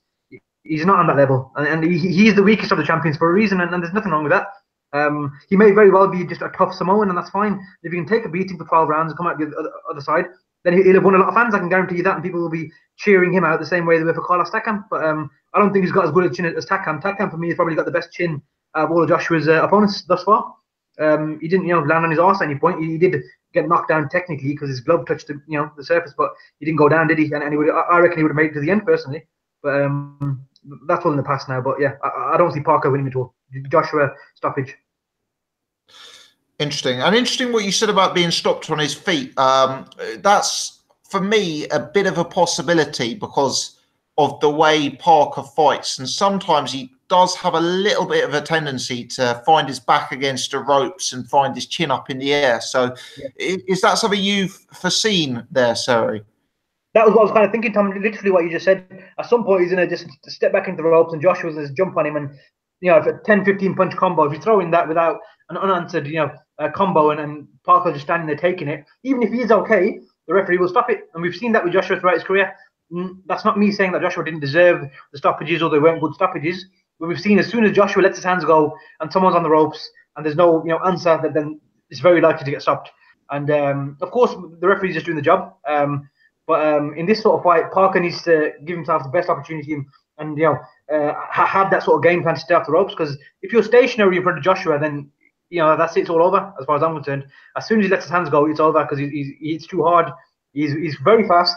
And I don't know if anyone caught a few clips of the public workout today. He looks very, very slimmed down from before. So could be wrong. He could come in really heavy again, but he looked a lot slimmer to me and a lot lighter on his feet. So I think once the hands start getting thrown and Parker's getting hit, I think he's going to realise that there really are levels here, and Joshua is he's a few levels above Parker for me in every department.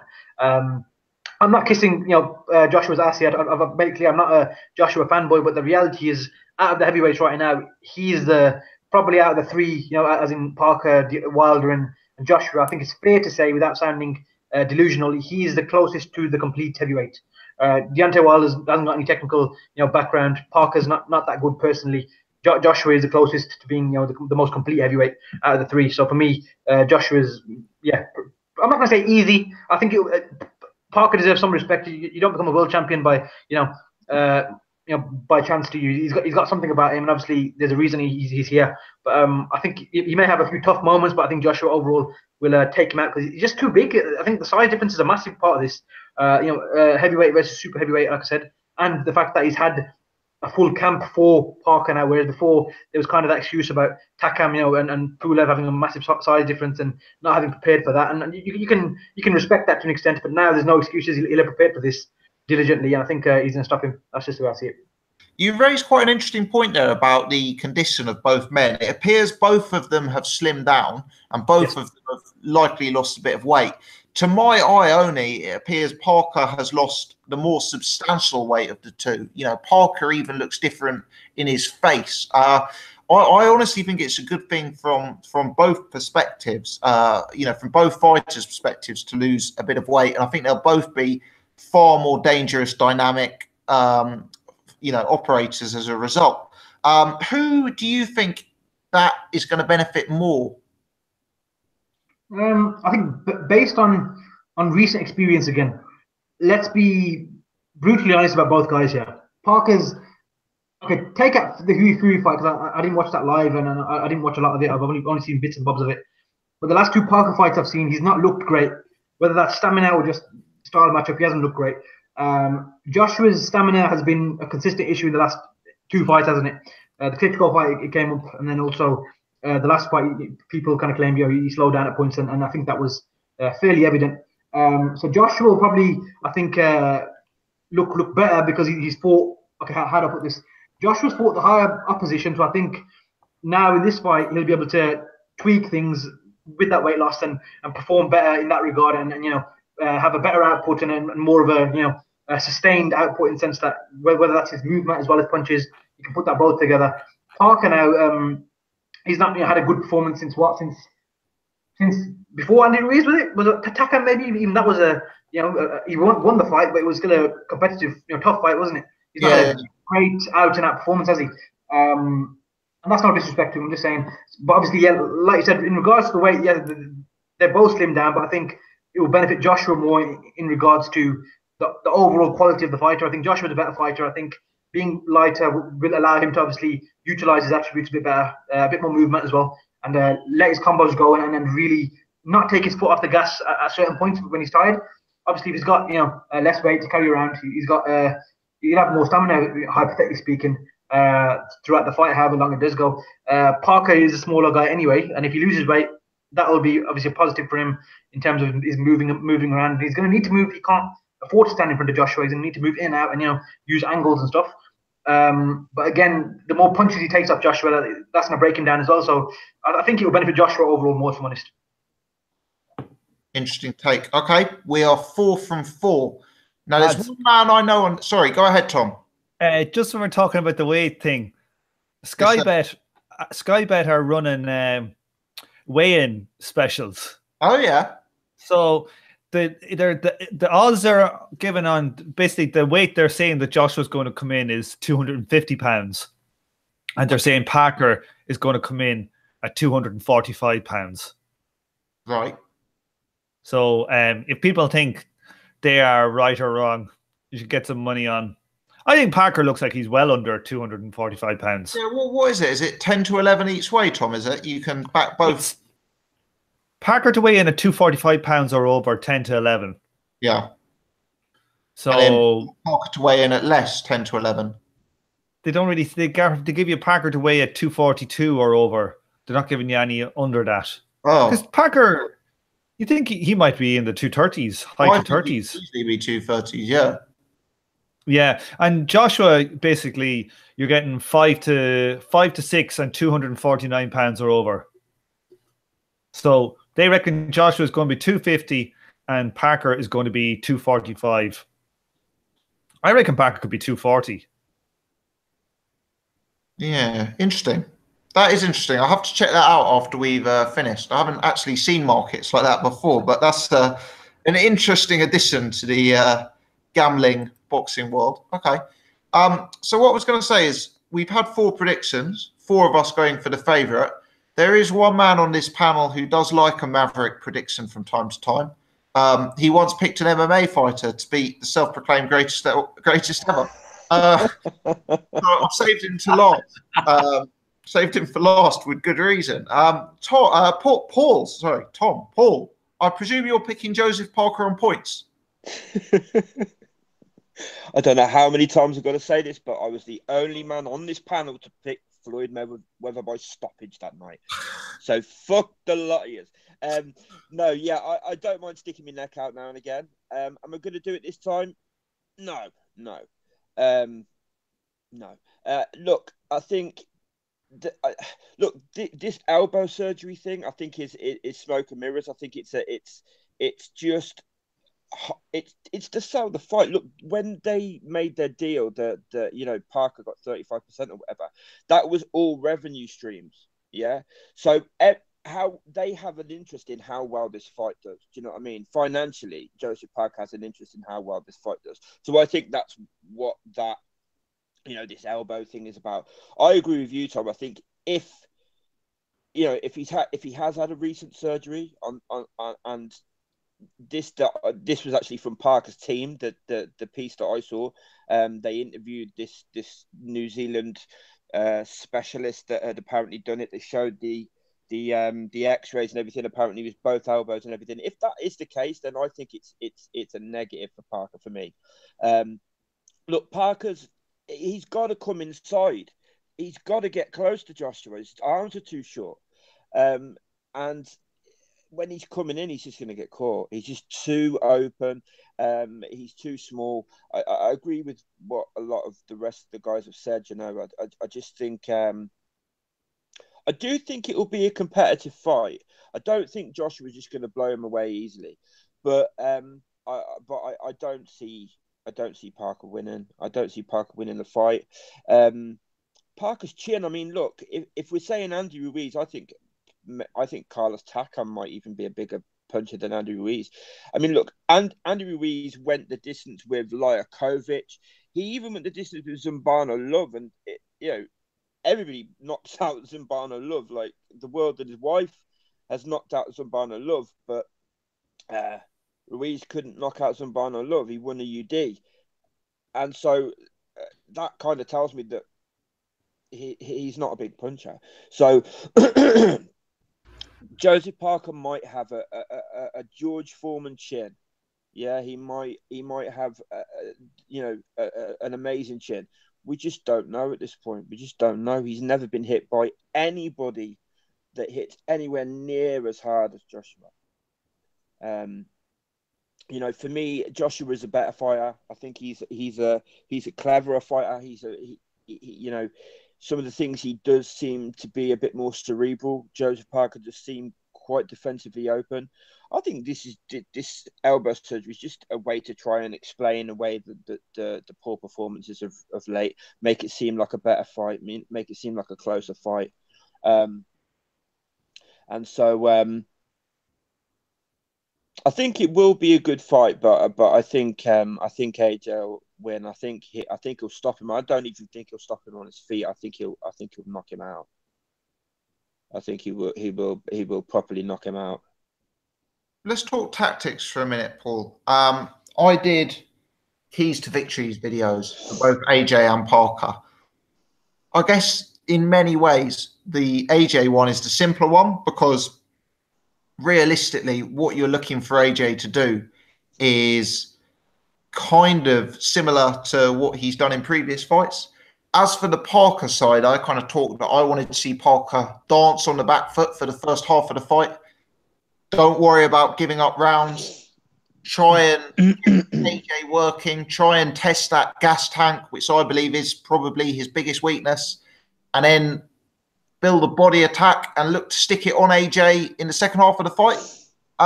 Tactically, how do you see the best approaches to be for both fighters? I don't see Joseph Parker keeping AJ off him on the back foot. He hasn't got enough range and stuff. I kind of agree with you to an extent. I think trying to get up close and going to the body a lot early would be a better tactic for Parker. AJ's tank is definitely his biggest weakness. There's just no, I think the chin thing is kind of like for me is done away with. He hasn't got the best chin in the world, but he definitely hasn't got a glass chin either. I don't judge people's chins on whether they can get knocked down. In the heavyweight division, I believe every fighter can get knocked down. It's whether you are able to get back up and recover and win the fight, and that's what he did. His engine is definitely his biggest weakness, and I do believe that if he was hurt to the same extent that he was hurt in the Klitschko fight, it was at the end of the fifth round. Was it the fifth? It was the fifth round, wasn't it? Where he knocked Klitschko down towards the start of the round, and then towards the end of the round, Klitschko caught him, and AJ was nearly out. That was the fifth. It might have been the sixth, but okay. Yeah, that sort of territory. But you all know which round I'm talking about. Now, if a similar situation to that happened, where AJ was that vulnerable in this fight, I do believe Parker takes him out. I do believe Parker's at least got enough to take him out if it was in that situation. And so therefore I think the only like, if you're talking about keys to victory, would be for him to try and empty that gas tank quickly, because he's going to have to keep him off him for a long time if he's going to like take him into deep waters. And I just don't think Parker's got enough tools in the box to do that from range. I just don't. AJ's got a better jab. AJ's longer. I just don't think he's gonna have enough. So I mean that's I just can't see can't see Parker winning this, to be completely honest. I really can't. 5-0. 5 in favour of Joshua. 0 in favour of Parker. Jet has just joined us just in time Has he? He has indeed. I've just seen his little silhouette come sliding onto the screen. And I was just going to say to people, forlorn New Zealand fans watching, and I know there's a few New Zealanders who follow the channel closely, so shout out to everyone tuning in from NZ. I appreciate this will be very disheartening viewing and frustrating viewing that none of us are giving Parker a shout, but I guess from a positive perspective, if your man does go out and do the job, it really highlights what a great achievement it is. And I think we'll all be quite quick to anoint him as the heavyweight number one if he does get the job done fair and square. So, I guess every cloud has a silver lining in that sense. Nearly 300 people live. So this fight's obviously generating some real interest because we're getting some good numbers in. Please continue to hit the thumbs up and more people will join. As Paul has mentioned, let's have Jet in. Jet, how are you getting on, mate? Yeah, sorry, I forgot to email. My apologies, mate. Just been the busiest start to the week, mate. To be honest. Hey, you're all right, but we'll have to give you like a half wage for this week. I'm not going to pay you the full whack, given you're only showing up with 10 minutes left. My letterbox probably empty there, mate. Yeah. Thanks for joining, mate. Thanks for joining. Basically, War jet. It's Irish, mate. It's 5-0 in favour of AJ, with quite a lot of the panel picking quite confidently and quite decisively. Are you going to make it 6? Yes, mate. You know what? I'll be totally honest. I'm not really interested in this fight, to be honest. I'm more interested in like some of the undercard bouts. Well, I was looking forward to Cordina versus Townend, but Townend's actually pulled out as far as casual. I wouldn't agree there, but yeah, AJ's just, I think, the all-round better fighter. If Parker comes in really light, I think he's really, really live in the fight, but I don't think he's going to come in substantially lighter. I'd be very surprised, to put it that way. But AJ just got better jab. I don't know, similar footwork. They're kind of similar, but I think AJ's just got the better around all aspects, to be honest. Like he just has better fundamentals, I think, and he uses a jab better than Parker. Parker's got, he's got a puncher's chance, as record suggests, but I'm not going to say he's, this dynamic power puncher that AJ sometimes refers to him as in the gloves are off. Yeah. If you were in Parker's corner, what approach would you be looking for him to adopt, Jet? We've spoken about AJ's stamina potentially being the weakness and wanting to take him late. I mean, is that what you'd be looking at, or is there a bit more to it than that? Yeah, I think he'd probably try to, sink Joshua late on. He's seen what Carlos, he got tired against. I know you put out a video of your final breakdown, and you mentioned obviously the Dillian Whyte fight, and the Klitschko fight. He kind of ran out of gas. Even in the Cam fight, he kind of ran out of gas, to be honest. In the 8th and 9th, he seemed to be very, very heavy on his feet. So I'd say Parker, if I was Kevin Barry in the corner, get that jab working, move, box, similar to what Huey did to Parker himself. He can learn a few things from that fight. I'm not saying, we're not going to go over that fight again, but, he can learn some stuff from that fight. Could really do a number on Joshua. And if he believes in his power, take him out late. Joshua's there to be hit. He's not a, he's not a defensive wizard or anything like that. He's definitely there to be hit. And, all heavyweights hit hard. Parker, I'm not saying he's a light puncher or anything. He, every time he stepped up in levels, he's kind of gone the distance. But he can punch. He can punch. He can do some serious damage if AJ leaves himself open. So, yeah, there's a chance. But I think his best chance is to honestly move, box, and try and tie out AJ and try and take him out late. Or if he feels he can box a decision, then fair play to him. Do that. But it's going to be very hard with the UK judging over here. And, Joshua's the cash cow. Yeah, yeah. So you're picking Joshua to win. I think all of the five of us so far have kind of indicated we see a knockout happening. Obviously, Parker's chin is very well regarded in certain parts of New Zealand. What's your take on that front? Do you think this is a knockout fight or a points fight? I'll be honest, I'm going to go against the grain. I think it's a points fight. I think Joshua's like, he's got solid power. I'm not saying he doesn't really have solid power, but, Takam could take his punches. I'm not saying Parker has a Takam chin or anything like that, but, he hasn't showed any durability problems in the past or any amateurs or anything like that. So, as far as I know. So, I'd say points, and I think Parker will be game, but Joshua will just prove not too strong, but he'd prove to maybe refined or something like that. He's had that fight at the top level with Vlad in his last fight. So I'd say, he has the experience as well with that big fight experience and know what to do when he's hurt, hold. Parker's got a solid chin. He doesn't really need to, he can engage, and he likes a bit of a tear up from some of his previous fights. So yeah, I'd go with points. I think that's a safe bet, but anything can happen. It's heavyweight boxing. You can get 5-1 on AJ to win on points, but then again, I don't. AJ hasn't gone a distance before, so obviously it's not his standard. Parker may well be very, very durable. My concern was he was just so defensively open, Jet. But do you think that the way the fight will break down may mean he doesn't take? I was thinking he may be taking a volume of punches from round one, basically. Do you know what? It's tough because AJ, obviously, if he does go, similar distance to like Brazil, Dillian Whyte, Takam, all those guys, they went around 8 to 10 rounds, or 7 to 10 rounds, something like that.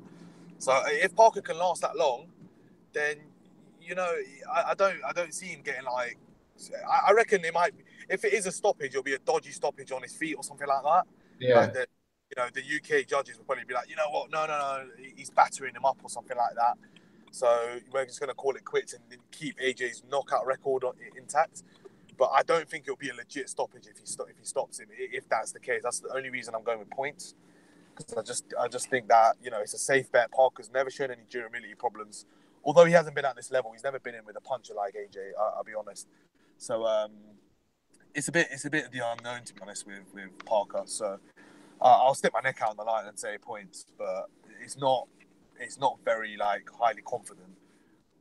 But there we go. We at least gave you one left field prediction tonight, even if it wasn't one in favour of the Kiwi. Jet, when we've got you, let me just ask you. Obviously, we're not going to be live for too much longer, but I want to just ask you about Price Povetkin. Just give us a brief overview of that one from your take. Price. I'll be honest, he's a fucking punching bag to win this, man. I didn't really want to see him get beat up that bad by Christian Hamer, especially in that final round. He was getting beat up really bad, So, this fight is not something that I'm really looking forward to. I saw your pre-fight prediction and analysis and that sort of stuff. Obviously, very educated. And, I'd have to agree. Povetkin within 6. I even go Povetkin within 4. The David Price, that jab is. My cousin always points it out. It's just pouring and it's ponderous and it's just almost non-existent. He may as well not, push the jab out. He might as well just throw power punches if he's going to tee up that jab, because that jab is utterly useless. He's probably knocked me out. I'm not saying that, but it's pretty useless. I mean, speaking of useless, Frank Buglioni, man. I told everyone on this podcast last week. I just felt I needed to get that in. He is shit. He's just shit. Yeah. I mean, it was coming, but it did come. Let me. One final thing. Somebody left this on a comment on one of my YouTube videos, and I assume it was meant as a joke, but I actually think that it was a relatively interesting idea. Because with David Price, we know he's got this huge punching power, but he's so tentative to the point where he doesn't even give himself the chance of a puncher's chance. He doesn't even throw that right hand, and it's just the pouring jab. Someone left a comment that said David Price should adopt the Scott Cardle approach of just putting everything into one round and, you know, throwing hell for leather. What I don't want to see from a Price perspective is him getting taken out in round 2, and he hasn't even bought a lottery ticket because he's never bothered to throw the right hand. You know, maybe if Price came out with that Scott Cardle mentality, he becomes more live. I mean, you know, what's your take on that, Jet? You know what? I can't see that. I was watching that fight because obviously I thought that was you know, Ritson would probably, you know, cover up, tuck up. He's got good fundamentals though, to be honest. So, you know, that's what I thought he would do. And Cardle would try and box and move, you know, at least for a couple of rounds. But Cardle, I saw him at the weigh, and he was completely weight drained. You could see it. He was in a bad way. So I don't understand why. Joe Gallagher basically threw him to the wolves. He completely threw him under a bus. He was like, well, that's a good round. I was sitting there like, is this guy fucking serious? This is Ring Magazine Trainer of the Year telling him good round, that he's you know, going to the eye of the storm. I know he's done it with Anthony Crolla against was it Barroso, but Crolla's a different fighter. Scott Cardle, you know, he's all flash, no substance. Gallagher was shouting it to him in the middle of the round as well. Go on, Scott man. Cardle, go on and all that. Were you? Can I just ask? Were any of you guys? Were you guys impressed with Ritson or not? I thought he got hit a hell of a lot, man. I don't think he got hit, but I think he could take the punches. Scott Cardle was not like a big puncher or anything like that. I think he had no respect for Cardle, I'll be honest. No, but what I'm saying is, if that had been a big puncher, I think Ritson would have got taken out. I just wondered what you guys thought about that. I just think if that had been a big puncher he was in with, I think he would have got taken out. Yeah, I agree with Paul. Possible. It is possible. I agree with Paul. I think like his defense is like he's not that fast. Do you know who he reminds me of? Is the Machine? What do you call your man at 140? Matisse. Yeah, he's like a bit slow, not a great boxer, but iron in his hands. And I think when he comes up against a good punch, like a proper puncher or a solid boxer, they'll be able to handle him. Yeah, I agree with what about my point was though, regardless, not for Price. Price would get. That's what Price should be doing. Nah, mate. He's playing with fire. Then I'll be honest. What should he do? How can he win this fight? Yeah, by being injured. There's no right answer for that, Tom. If he gets injured and doesn't enter the ring, that's how he wins. Injury. Faking injury. If he runs from his ring walk. The thing as well is the speed at which Price's fucking gas tank empties. Yeah, look at the Hammer fight. Yeah, how quick his gas tank emptied. Can you imagine if he did that? His fucking gas tank would be emptied by 40 seconds. He'd be falling all over the place and fucking. But look at the Tony Thompson fight as well. He the second Tony Thompson fight, he had him, you know, hurt in rounds 2, 3, and then 4 he was completely knackered. In the 5th round he got taken out. He doesn't even last long. It doesn't even last more than a couple of rounds.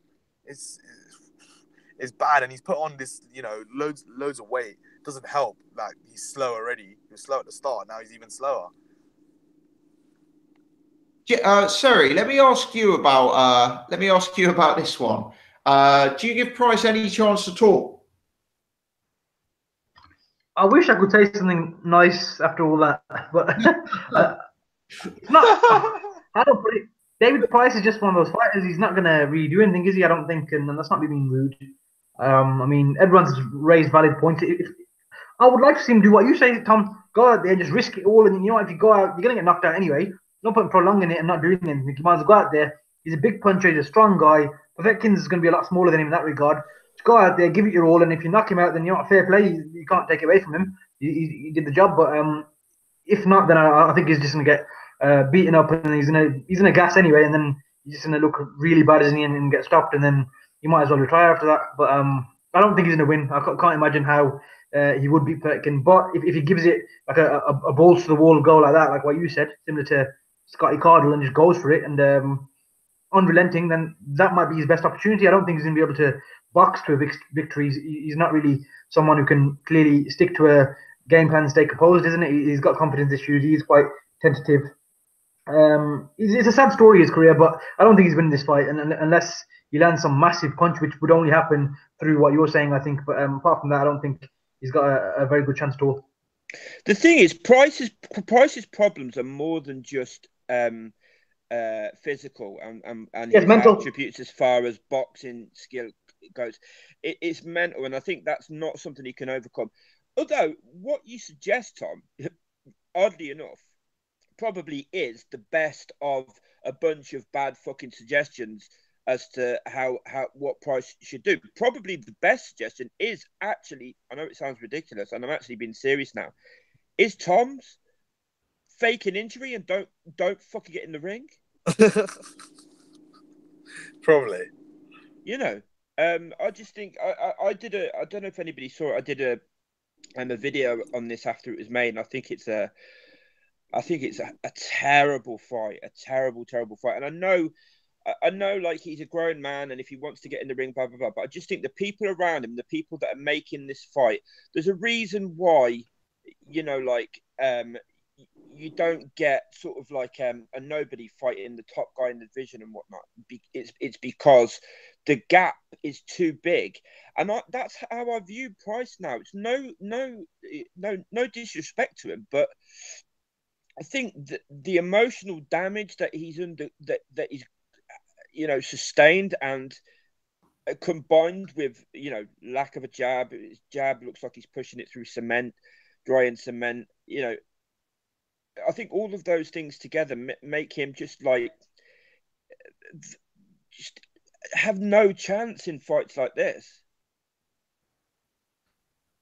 Yeah, you know, and as I said in my pre-fight video, if you had to design a fighter to beat David Price, you wouldn't actually be a million miles off designing Alexander Povetkin. You know, you'd want someone who's going to bring the fight up close. You'd want someone with that power. You'd want someone who's not going to stand off him and give him time and space. I mean, Povetkin, stylistically, is actually one of the most dangerous fighters out there for David Price, in my opinion. He's like very similar to the guys who've already beaten him, but clearly at a much higher level.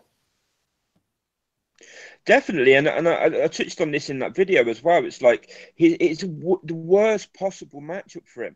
Even in the punches Povetkin throws, the way Povetkin throws his punches, very similar to the punches Tepper took him out with.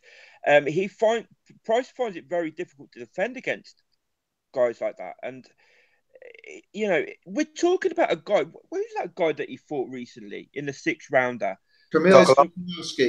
Sokolowski, yeah. He goes from Sokolowski in a 6th rounder, in which some people thought it was a draw and 1 or 2 people actually thought Sokolowski won, to Alexander Povetkin, who's only ever lost to Vladimir Klitschko on points in a fight that Klitschko just leaned all over him the whole fucking fight. Yeah. We talk about Wilder fighting Gavern before the World Championship. This is actually even a bigger step up than that, isn't it, Paul? For sure, definitely. I don't like it. I will just be relieved once that fight is finished and we know that Price is all right, because I just don't think boxing needs any more negative publicity at the minute. You know, we've got the Canelo thing. You know, a couple of people have died just this year and last year. You know, like, I just don't think we need anything else negative at the minute.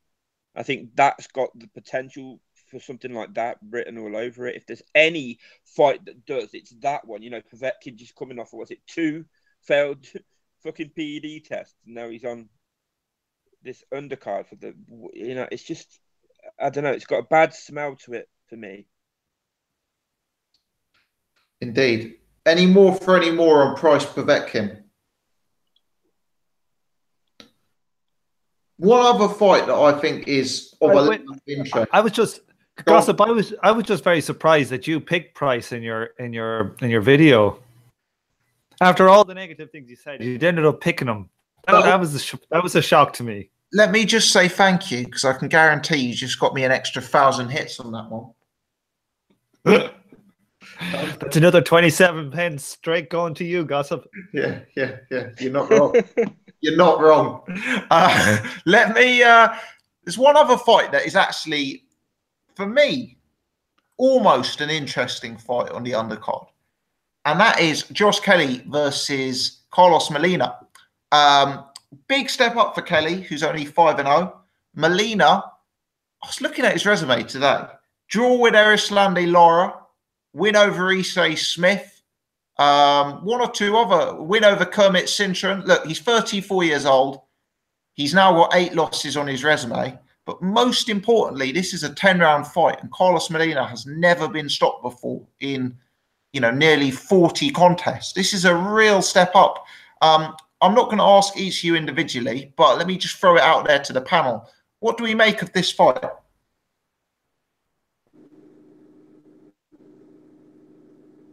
It's a good step up. Do you think Molina poses any sort of threat to Kelly, Jet? No, I really wouldn't say so. He's a small guy. He's not that big, and he's been inactive. And they probably brought him in knowing that he's not going to be 110% committed to the fight. He's probably just coming for a payday. And I'm not saying Kelly's going to blast him out or anything like that. I'm not saying that, but he has got to be careful. I think Molina will be much trickier, much smarter, but ultimately he'll just he'll be there for the beating. I think Kelly just I know he likes his hands down low and stuff, but maybe you should just bring them up and use a lot of lateral movement and a bit of head movement, and should be all right with this fight. It's a solid fight, but if Kelly is the prospect that everyone is saying he is, then he's got to be either 12 kneeling these guys, or really close to it, or he's got to be stopping them quite emphatically. So yeah, I'm not gonna say I don't know, maybe Kelly late stoppage or something like that, probably. Interesting. The bookmakers make the Kelly stoppage a favourite, but I thought it could go the distance. I do think he could go the distance, but I'll say late stoppage, maybe because Molina's been inactive and that sort of stuff. One thing I will say, I think he'll learn quite a lot from this fight. I don't think Molina hasn't got very much power at all, but he's a crafty fucker, Molina. He's slow. He's slow. I think it's good matchmaking for me, actually, because I think he'll learn quite a bit from it. But Molina hasn't got enough power to sort of like trouble Josh, I don't think. He's not a bad fighter, Molina, but is his age and how much he's got left? That's the question. I mean, I actually thought does anybody remember the Lara fight? Molina Lara. That was a really close fight. Like, some people thought he won that fight. He's not a bad fighter. He's dirty as well, though. He's quite dirty fighter. Interesting stuff. Yeah, I mean, he's off back-to-back losses. He's 34. He's now got 8 losses on his resume. And as Paul said, across his whole career, I think he's only got 8 KOs. So, for me, I think it's unlikely that he can beat Kelly. But it could be one of those fights where, as Paul says, we learn a lot and Kelly learns a lot. And maybe Kelly does drop a few rounds, and maybe Kelly does look a bit more vulnerable and a bit more human. I mean, he's been beating guys up so easily. But this could be a test. It's probably the first time he's faced someone with the necessary class, let's put it that way. Anyone got anything more to add on Molina Kelly? In that case, we've overrun a bit anyway. We've completed the agenda. So what I'll do is I'll do a quick whip round, see if anyone's got anything else to add. Otherwise, we'll call it a night, and we'll get some sleep. Jet, let's go to you. Anything more to add, mate? No, I was just gonna say one thing. Shout out to Eddie Hearn. He done the ticket price for the weigh-in or something like that. £1 for every entry or something like that, and he got like 4,200 or something tickets sold. So he gave all of that to Scott Westgarth, who recently passed away, and stuff like that. So it was actually good he did that and gave that to like a donation fund to his family and that sort of stuff. That was quite nice to see. We should have more like that in boxing. Yeah, I believe he also doubled the total amount, and then that was good. We should have more acts like that in boxing. nice thing to mention there, Jet. Paul, anything else from you, mate? I have actually. Good man, Paul. I was backing you. I was back. Right. I don't want to be that guy that just keeps banging on about the same things over and over and over again. This Canelo fucking thing, yeah. Has anybody seen the Stephen A. Smith goes off reacting to Canelo temporary suspension? Has anybody seen that video? No. I'll tell you what, right? I don't know if I've ever heard a kind of like mainstream sort of like media guy talk so much shit and be just so sort of like if this was anybody else, I just don't think this would be happening. He actually said, so if clenbuterol, if all it does is make you lose weight, then they shouldn't be banning him for it. I don't think that nothing should get in the way of this fight and everything. And it's just like, what the fuck are you talking about? Anybody else fails a PED test, they're on there. Oh, we condemn it. We condemn this. We don't like cheats. These are cheat. Get him out of here. Condemn it. Because it's Canelo. I just think it's absolutely disgusting. The way that the sort of like the mainstream media seem to have just uniformly backed this guy who, has failed twice now.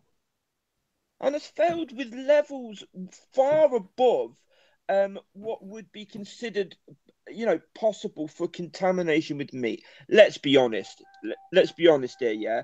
Most people that follow boxing have been a little bit baffled as to how Canelo was making 154 for quite some time.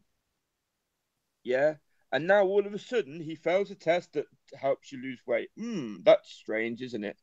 And then you've got these guys. I just think it's such a bad look when people are watching these shows on, mainstream TV in America and everything. And these guys are just, I don't know. I don't know what's wrong with them. But I just wanted to say that. He's a notorious moron, Stephen A. Smith. Like he is just like a know-nothing when it comes to boxing. But I agree with Paul, like about cutting weight. Any of these guys who are cutting shed loads of weight, I'm extremely suspicious of all guys that are massive for their weight class. People like Canelo or Charlos or Kell Brook and these guys. Errol Spence immediately rings alarm bells to me. These guys are able to come in with they look like they don't have any body fat at all, and they're cutting and then they're dominating guys because of their size. I'm extremely skeptical. I mean, I haven't seen the interview you're referring to, but what I would say is, absolutely. If just because it helps you cut weight, should it be banned? Yes. For a start, we don't want to encourage fighters to be cutting that much weight. It's terrible for them. And secondly, clearly it provides a ridiculous and unfair advantage if someone is able to use a substance that allows them to enter the ring so much bigger than their opponents. Now, I'm not. I have very limited understanding of performance-enhancing drugs. I'm not one of these boxing fans who thinks they're a chemist. But what I will say is, was it clenbuterol that Lucas Browne got done for? Yeah. The first time it was clenbuterol. What I'll say is, Lucas Browne, as far as I'm aware, failed one clenbuterol test in his entire career, and during that fight, his performance in the ring and his physical conditioning was completely unrecognizable to any other performance that I've seen from him. Yeah. So I appreciate that's an isolated bit of evidence, and that's probably considered a controversial bit of evidence because there's debate surrounding it. But based on my very limited understanding, this is clearly a substance that gives you a significant advantage. Well, it's it's a steroid. It's not just for weight loss as well. It's a steroid. So it's muscle increase and weight loss. And the suggestion is a masking agent as well, right? I don't know in about that. In this interview, Stephen A. Smith said to Max Kellerman, so if what you're saying is correct, Max, that it's just for weight loss and it's not a steroid and it's not a masking agent. And Max Kellerman says, yes, that's correct. And that was when Stephen A. Smith goes on to say, well, then I don't think it should be You know, he shouldn't be suspended. And then he even went. Do you know what he said afterwards? He said, and it was only after Triple G started complaining about it. Triple G should have kept his mouth shut. You know, it's only after he starts complaining. It's like, what the fuck are you talking about? What? A guy fails a drug test and his opponent complaining about that. The opponent's the fucking one in the wrong. They're fucking ridiculous, these people. I swear to God, I've sitting watching this interview earlier. I couldn't fucking believe what I was hearing. I honestly couldn't. Yeah, it sounds.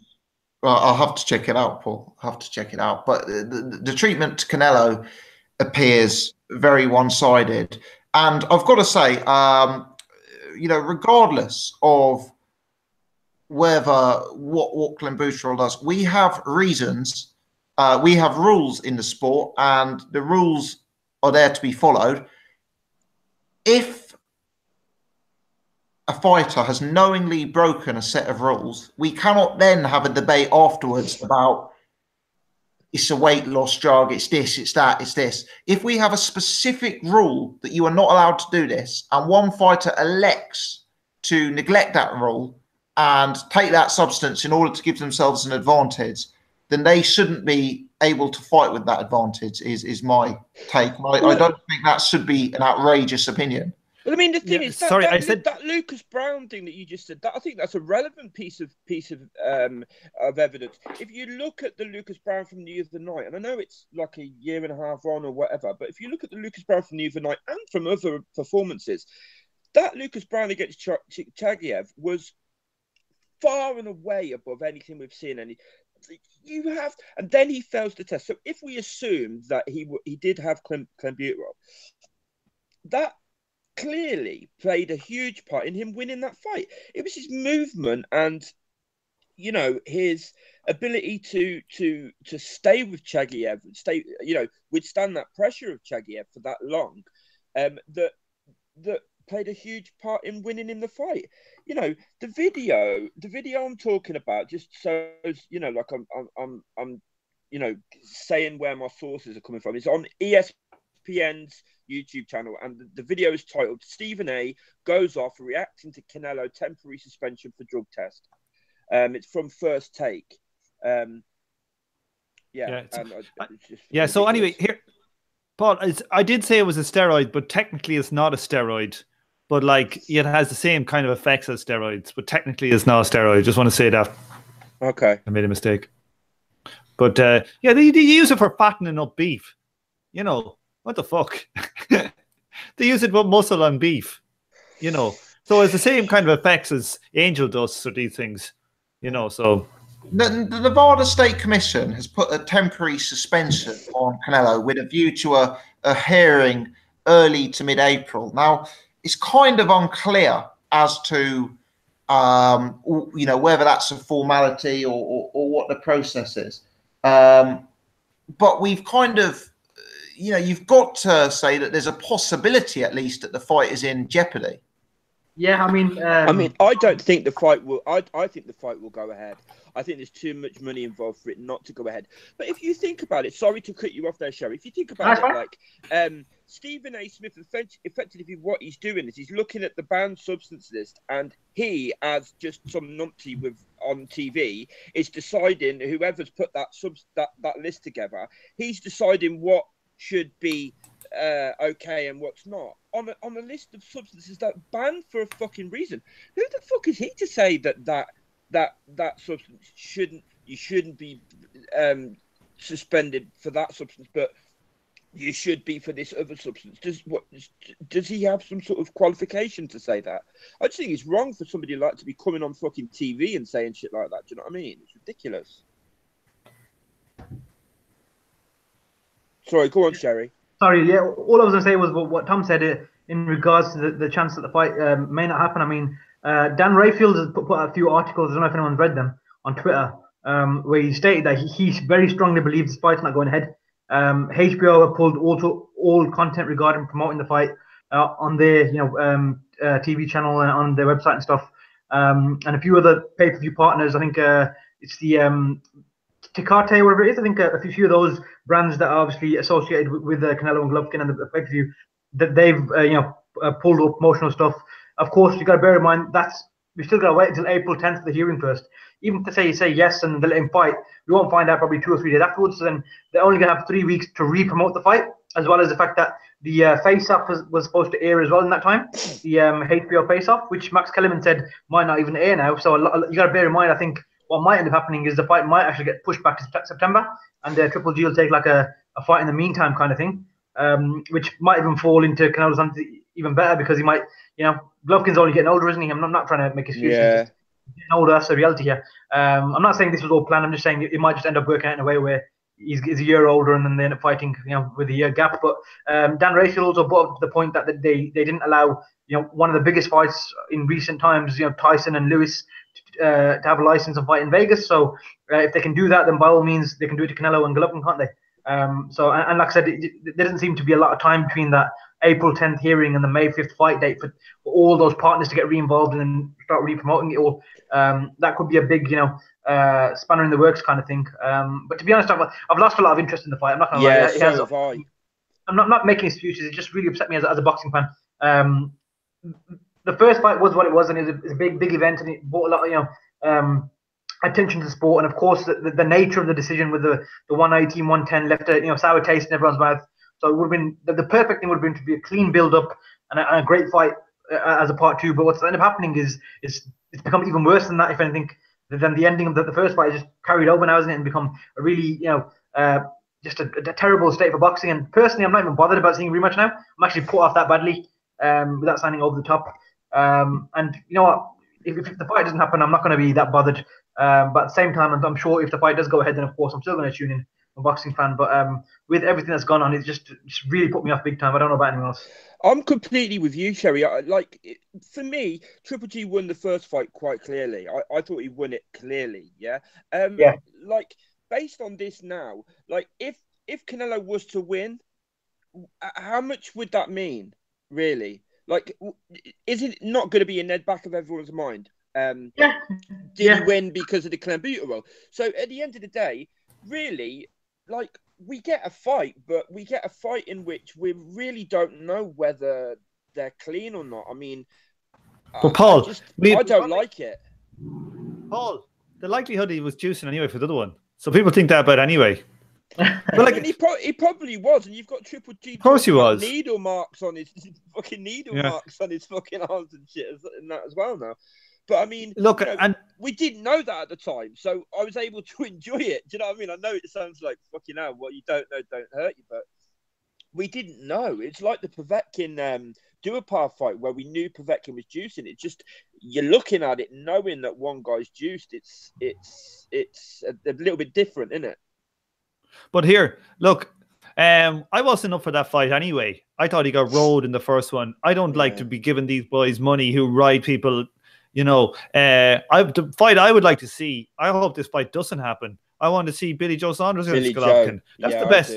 That's the best fight. And then maybe let him fight a Charlo or somebody after that. And fuck Canelo. Canelo is corrupt even without the drugs. It's just bullshit. Yeah, I agree. For as long as I can remember, Canelo, look at the bullshit cards. Look at the Floyd fight. I mean, look at the bullshit cards he's had for the last 5 years. Now, Paul, let me get this straight. You're taking Floyd Mayweather's side in something. Well, Floyd fucking schooled him, let's be honest. Floyd beat them,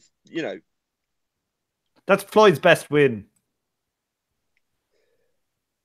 I think McGregor. Yeah, but McGregor took a few rounds off him, though. McGregor took a few rounds off him, though. He didn't look so good in that fight. McGregor was a huge puncher. Anyway, I must move it on, I'm afraid, because time is calling. So I've asked Jet and Paul, Irish Tom, anything further from yourself, my friend? I just think Paul should have another half-hour go at this topic because, I don't think we've aired it enough.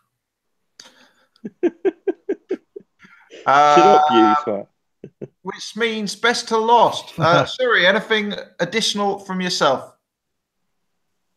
To be honest, Tom, I think it's best we stay quiet, mate. We got time.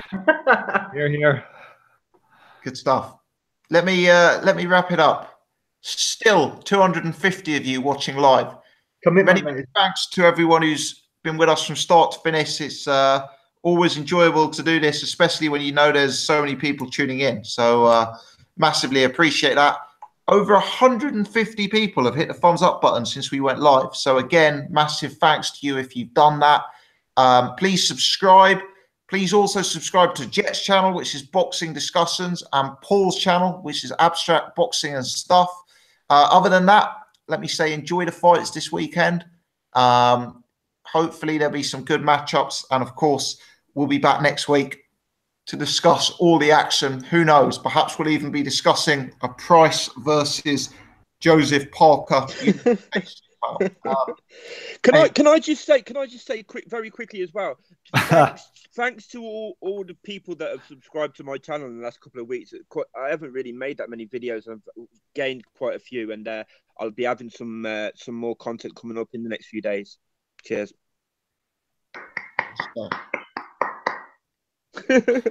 That's what I like to hear. On that note, have a good evening, everyone. Thanks for tuning in. Cheers, guys. Cheers to the panel. See you later. Cheers, guys.